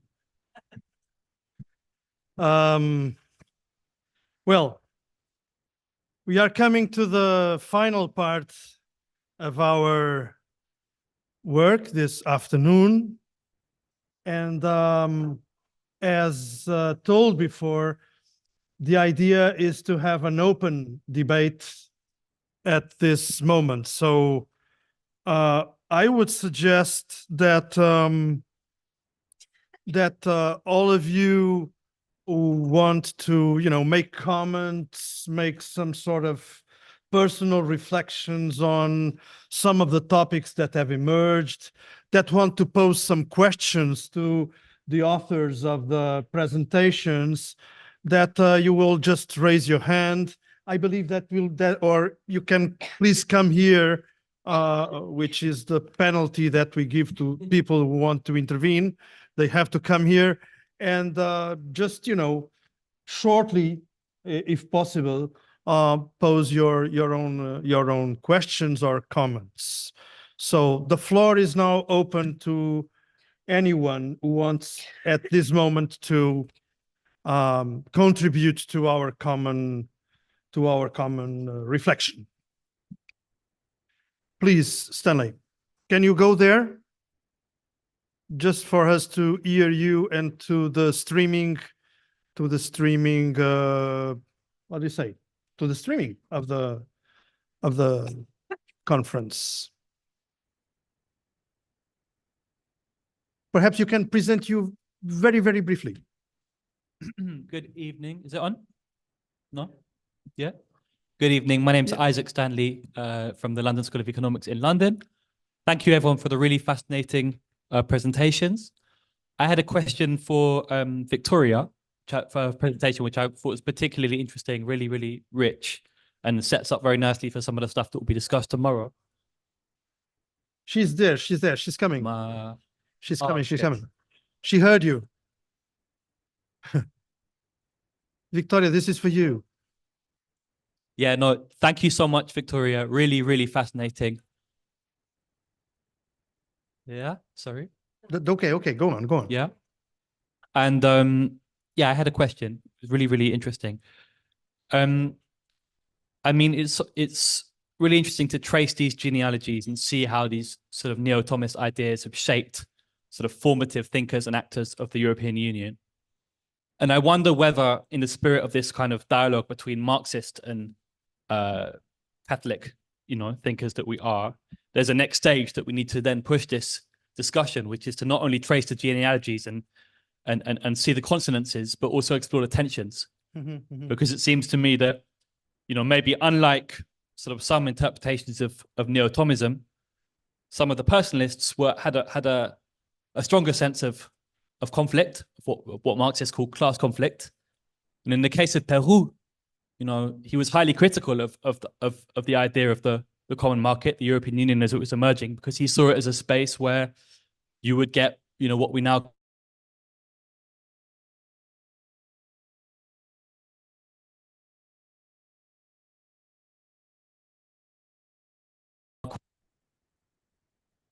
(1950s).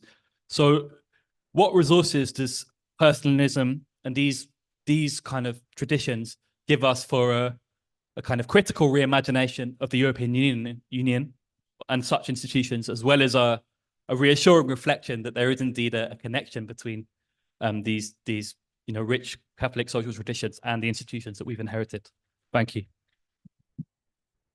Okay, thank you, Isaac. Sorry, Isaac Stanley. Thank you. I don't know if you, Vittoria, want to answer immediately or if we reserve the answers to the final part of the debate. Okay, go ahead. You, you can come here, right.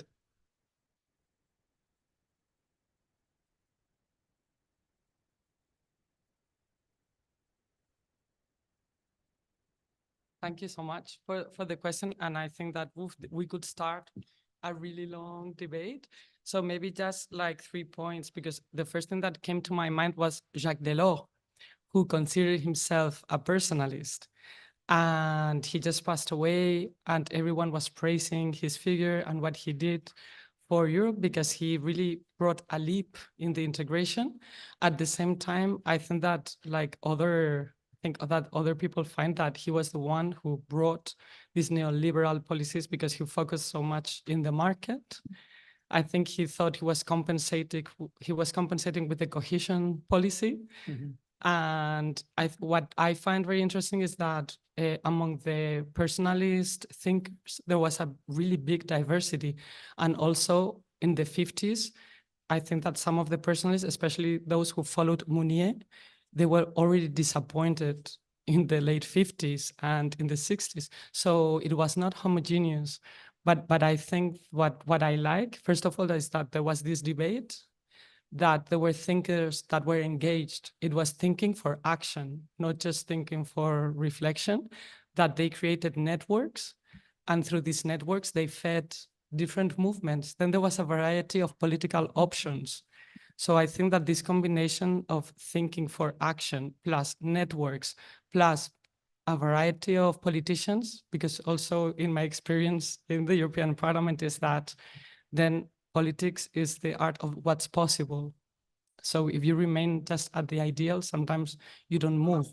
So I think for me, this is the inspiration that we can take of this movement as a whole, not one particular thinker or one particular politician. Thank you. We have now Ingeborg Gabriel, who is signaling her wish to intervene. Please. Sorry that I speak again. I hope there is nobody else who would like. But I would have a question to Walter Bayer, which I consider in a way important to make to build a bridge in this dialogue. Also because he was in a way hinting that particularly the early Marx developed a particular way towards nature, which in a way would be an addition to this dichotomy between subject and object, technological paradigm, etc. But I'm simply not sure whether I understood him rightly. Is that human nature, which is being reified through the capitalist mode of production, or can one build a bridge to present ecological problems through this figure of Marx, and perhaps also what he mentioned of Engels, this question of the soil, which, as I said, also intrigues me. Thank you. Walter, if you wish, if you give us the pleasure of hearing you again.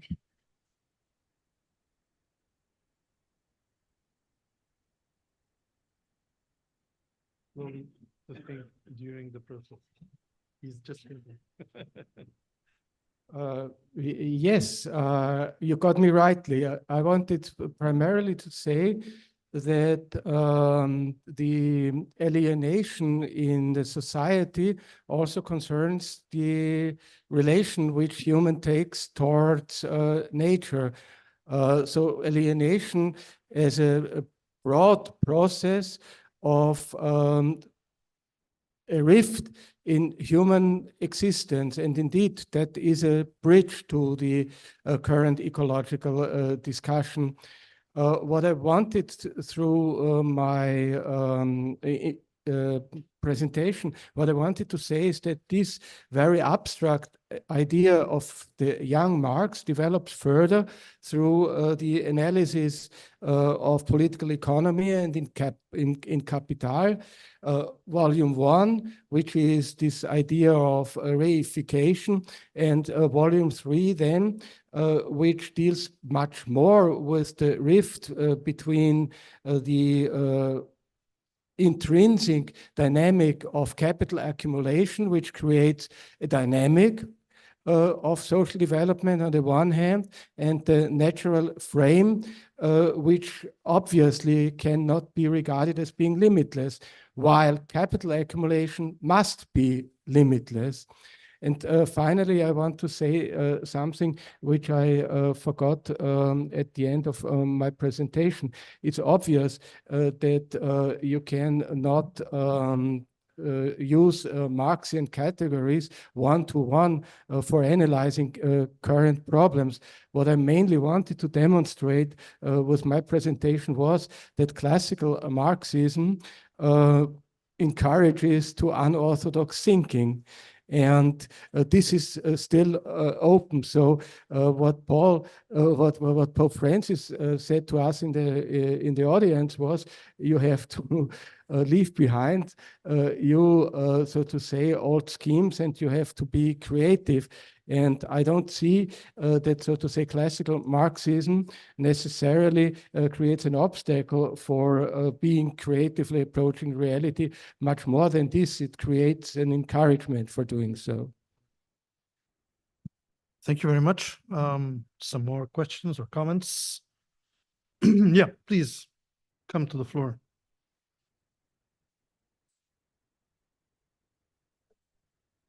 Well, if you, yeah, it would be great if it is possible. Sí, sí, es posible. Does the cable allow that? Oh, yeah, I see. You're right. Thank you. Thank you.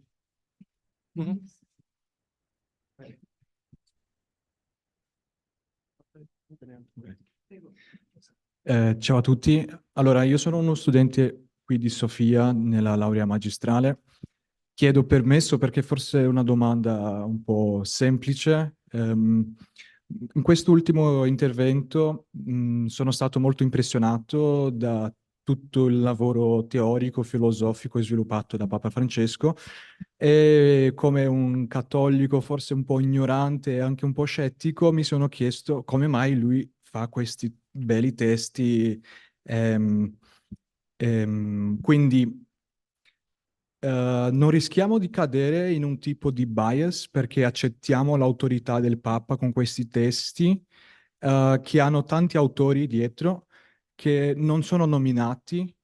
Cioè, la domanda forse sarebbe per, scusa il tuo nome? Giovanni. Quindi, scusa se forse è ignoranza mia, ma mi chiedo come facciamo per fare uno sguardo sobrio su questi autori che forse aiutano il Papa, perché immagino che sia molto intelligente, filosofico, ma non è capace di produrre tutta questa conoscenza da solo. Quindi, come cattolico, quali devono essere i nostri filtri per non incorrere nei bias? Ma anche immagino marxisti hanno i suoi filtri per non incorrere nei propri bias di essere marxisti e leggere i testi di Marx. Quindi come facciamo?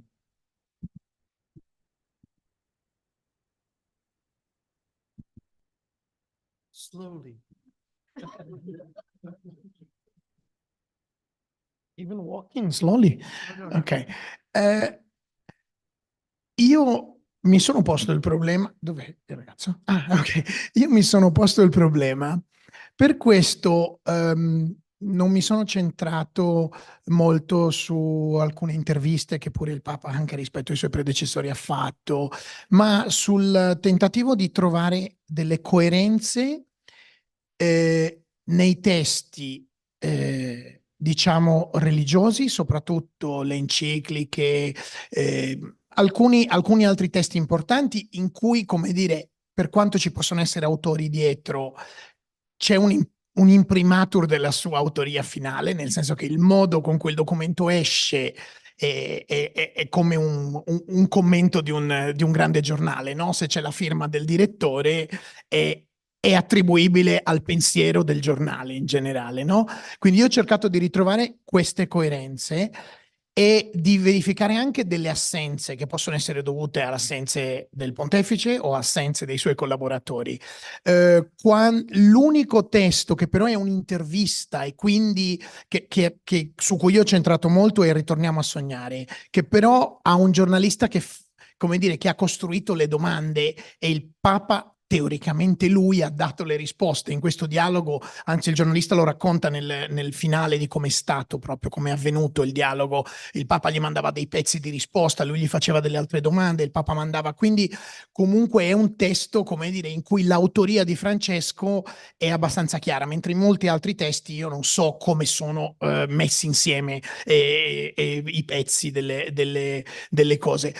Ho dato un certo peso anche nell'analisi, poi è un testo di quasi 40 pagine quello che ho fatto, quindi però ai discorsi, cioè quelli improvvisati soprattutto, quelli non letti, che poi però sul sito del Vaticano sono comunque riportati e ritrascritti, perché sono testi in cui il Papa dice cose che sente. Quindi da un lato ho cercato di capire le coerenze, vuol dire le cose che ritrovi molte volte che vanno in una stessa direzione, laddove le cose erano poco presenti, per esempio ci sono 3 o 4 citazioni sulla trasparenza, sull'accountability che non mi sono sembrate farina del suo sacco, no? E quindi in qualche modo le ho tenute tra le cose mancanti, ecco. Però credo che il tuo invito sia importante. Del resto, comunque, a me quello che interessa è il messaggio, non è solo il messaggio orale del pontefice, è l'azione del pontefice. Allora, questa idea, per esempio, del Papa dei processi si riferisce a tutte le azioni che mette in circolo, a come chiama consulenti esterni, molte donne che prima non c'erano in posizioni particolari, per capire come l'innovazione sia il suo modo di trasformare il messaggio in trasformazione della comunità ecclesiale e in certi casi, non l'ho messo troppo in avanti, anche del Vaticano, cioè della Santa Sede. Dobbiamo pensare che lo Stato non è la comunità ecclesiale e io ho analizzato soprattutto il sinodo come azioni concrete, che non è farina del sacco del Papa necessariamente, ma la domanda che dobbiamo farci è anche come quello che il Papa dice, grazie al modo con cui il Papa riorganizza la Chiesa e la comunità dei suoi collaboratori, diventa anche realtà nelle azioni. Questo era il tipo di risposta che io ti darei, ecco. Thank you so much, Giovanni. Vi porto io il microfono, basta alzare la mano. Well, I would like myself to make a comment if possible. In fact, it's a very short reflection on something that Tolentino has emphasized in his analysis of the way Pope Francis thinks about integral ecology. One of the things that comes to my mind is my discomfort with the concept of interdependence.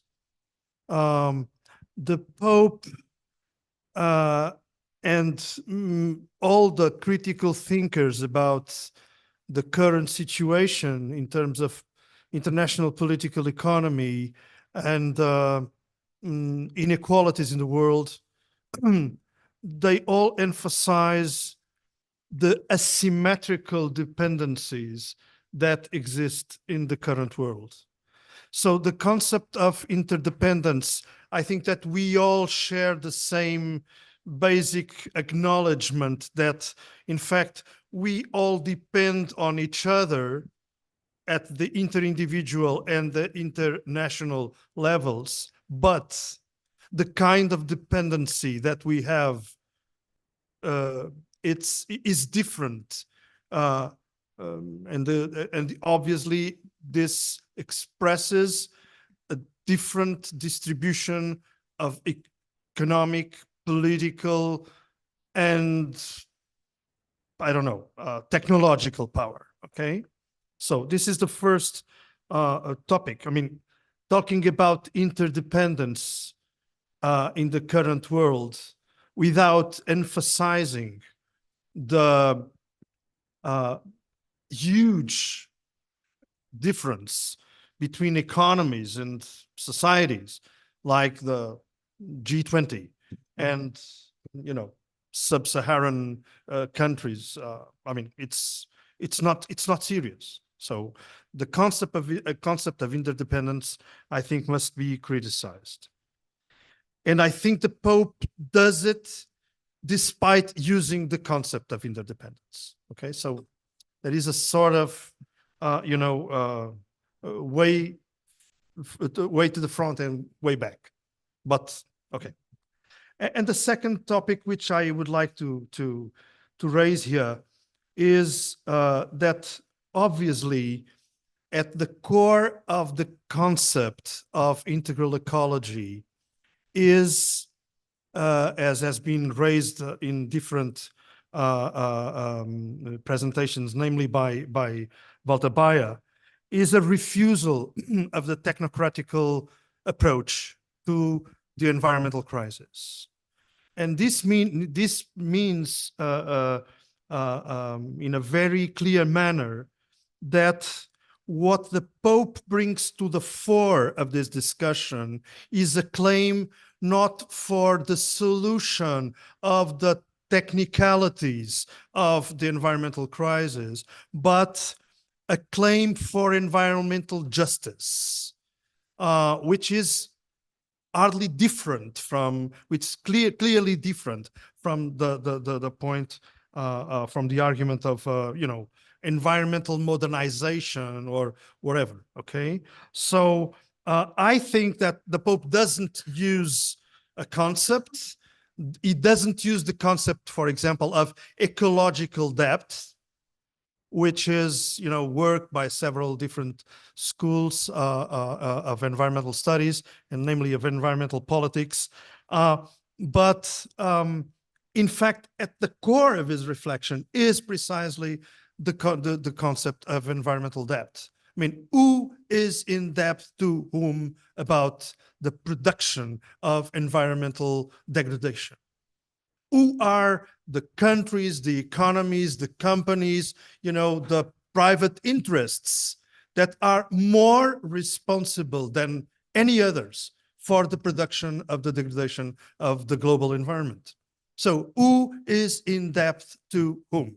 And I think that this way of approaching the environmental, so the concept of ecological policies and of integral ecology it should be at the heart of our reflection. As Tolentino has emphasized, what the Pope brings to the public debate is the indivisible articulation between the cry of the earth and the cry of the poor. And Tolentino said it quite clearly. He said, it is the same cry. It is the same cry. So this obviously has obvious political implications, I would say. And I think that this should be raised. And finally, I know, Isaac. No. But I just let me just add a final comment. I suppose it was Ingeborg Gabriel that raised the question of commonalities. So the need to come back to this concept is focused on commonalities against a liberal mainstream theory that is much, diffused in our academic environments. And in fact, I think that this concept of environmental justice, of ecological depth, of asymmetrical dependencies is the basis of a strong critique to the metaphor that serves the narrative of liberalism concerning global commons, which is the metaphor of the tragedy of the commons. So the old metaphor of goods that are common to all tend to be overused by everyone, every single one, and therefore lead to the tragedy of their exploitation. So this kind of narrative is a form of demonizing commonalities because it starts from the apology of the individual interest. So it's a complete diverse construction that needs to be studied, analyzed, developed anthropologically, economically, politically, sociologically, and theologically for us to get in line with the reasoning of Pope Francis concerning integral ecology. I stop here, and Isaac, you want to raise some questions? Only a quick response to say that it just seems to me important that there's an analogous point, completely analogous to what you're saying about the sort of non-symmetrical nature of this dependency in the world today that we have, interdependence. There's a non-symmetricality with regards to the notion of limits that's been talked about.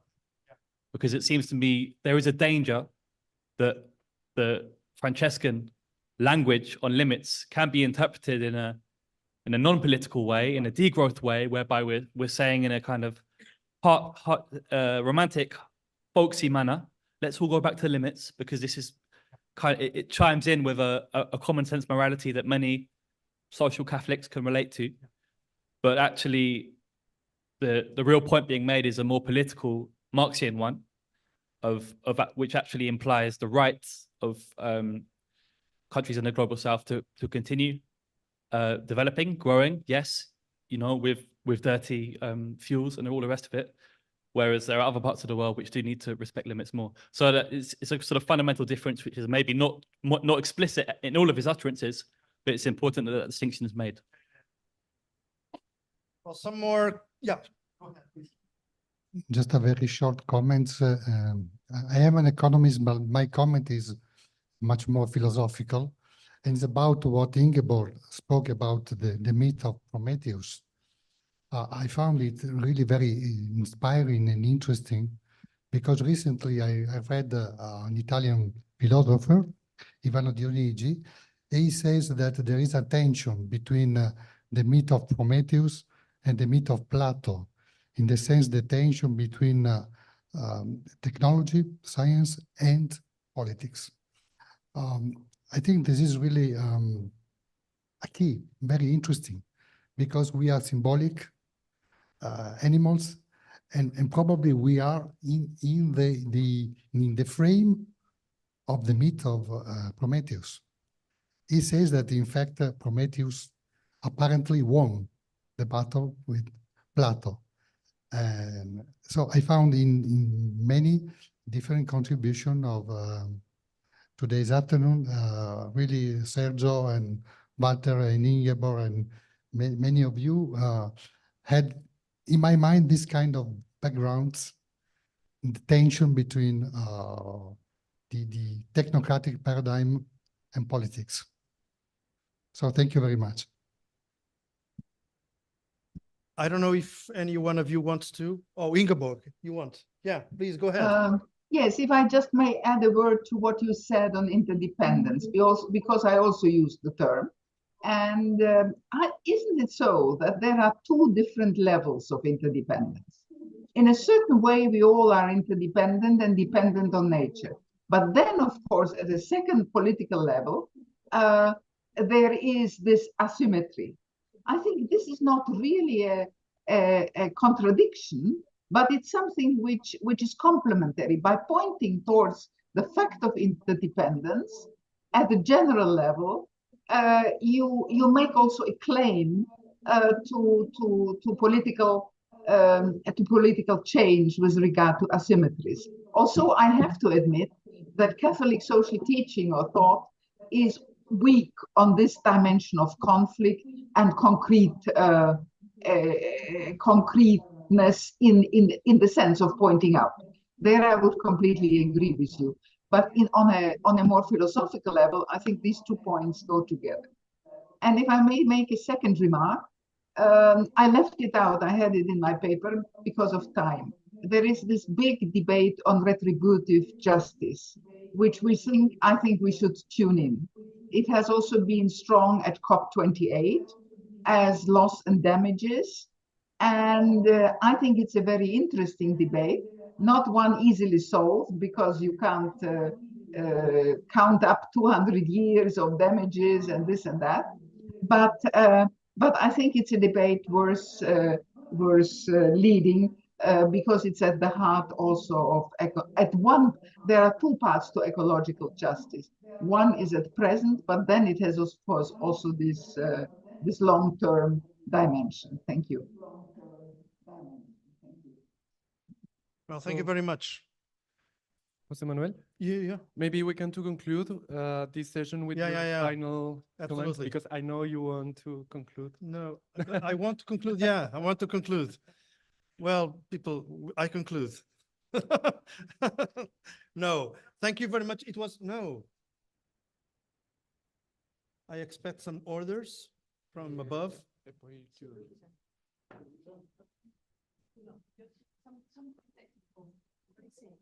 No, you say.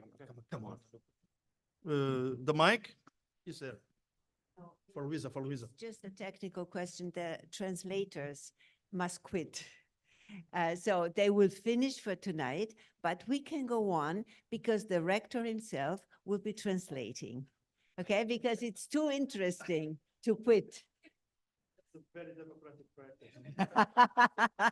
No, he offered himself. I will say that to my rector.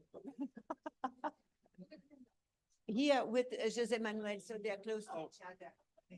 Come sit here. Declan, can you sit here?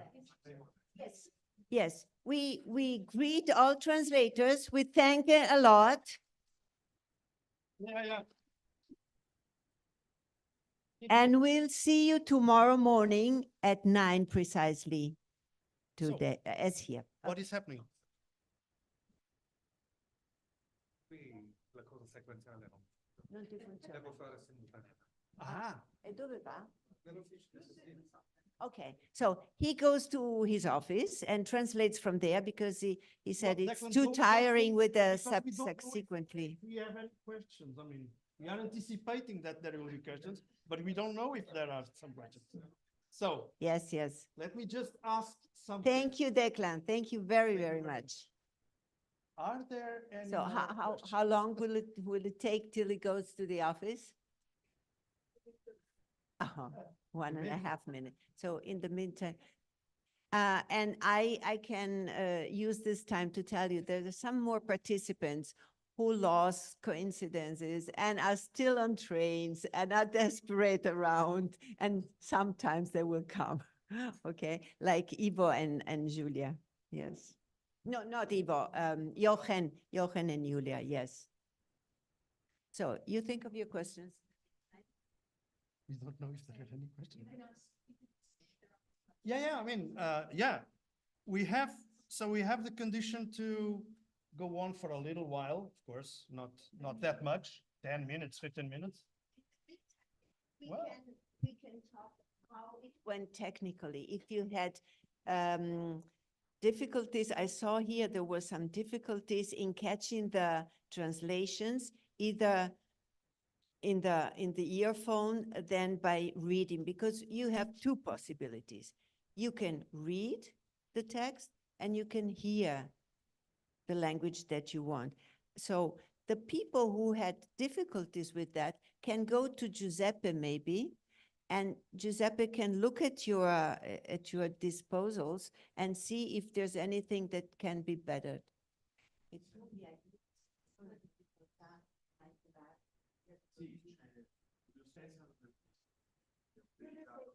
This one. No.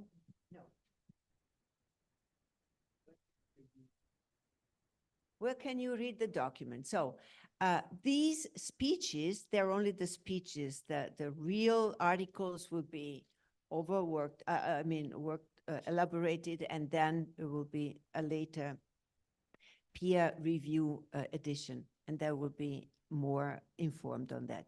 But for these speeches, he's putting them in OneDrive, which will be tomorrow. Tomorrow they will be at disposal.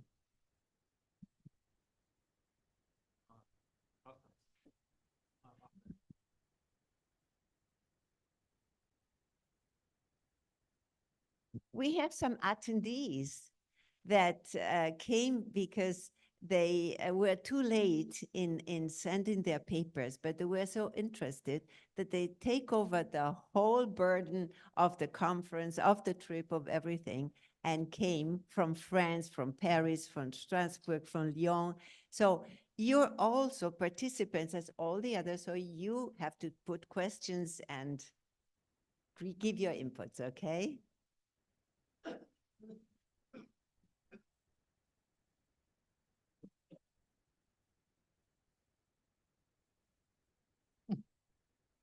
I think we came to the end.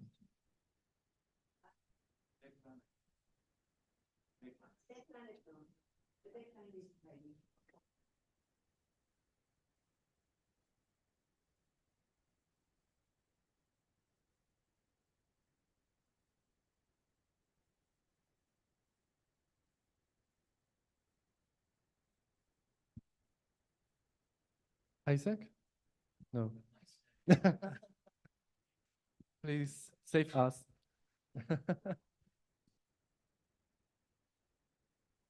Okay. Maybe for tomorrow. Okay.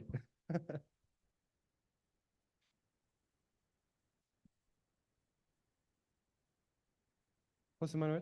No, I think. Please, the last comment. Well, I mean, just a final word for this day. I think it was a splendid beginning, a first day of work with dense but extremely stimulating interventions.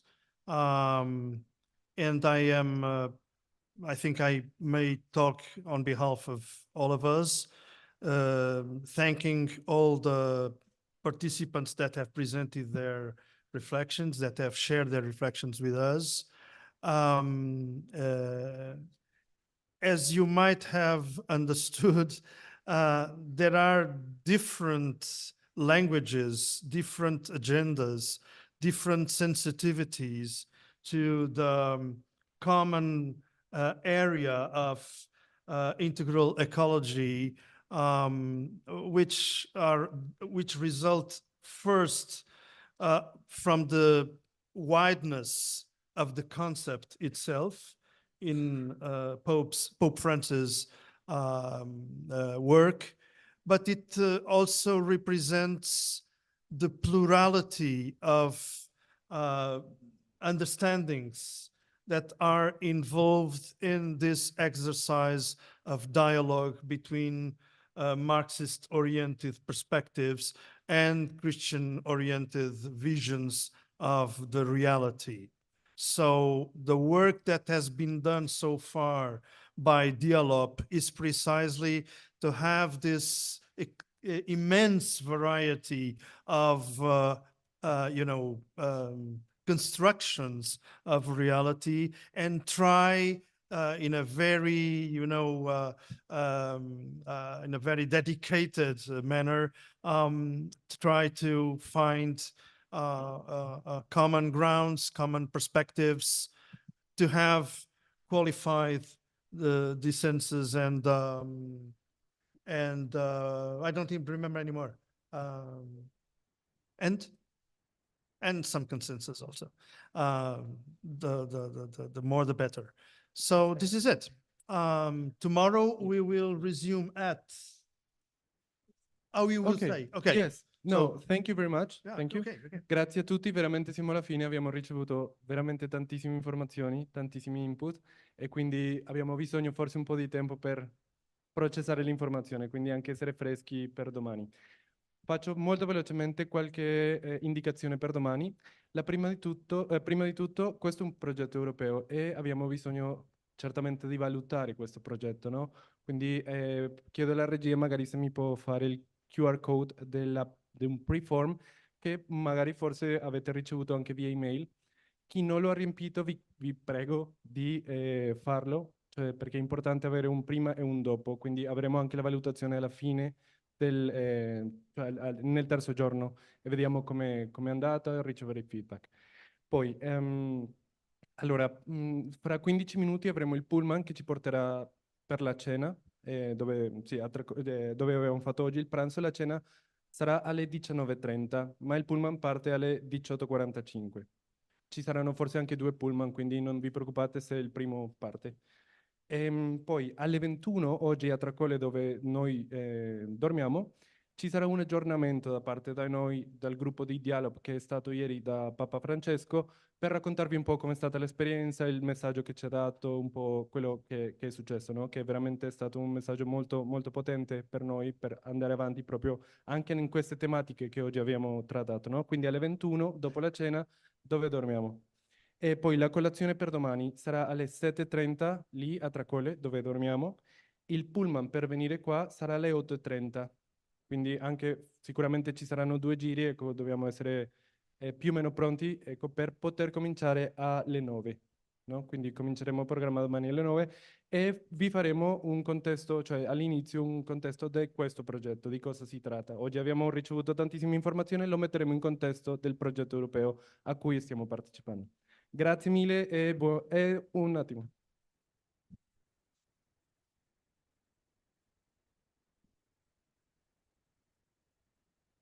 Ah, ok, mi dicono chi deve parlare domani e si può venire un attimino per mettere le presentazioni già oggi, così domani siamo pronti per questo. Quindi questi 15 minuti che ancora abbiamo di caricare sul computer.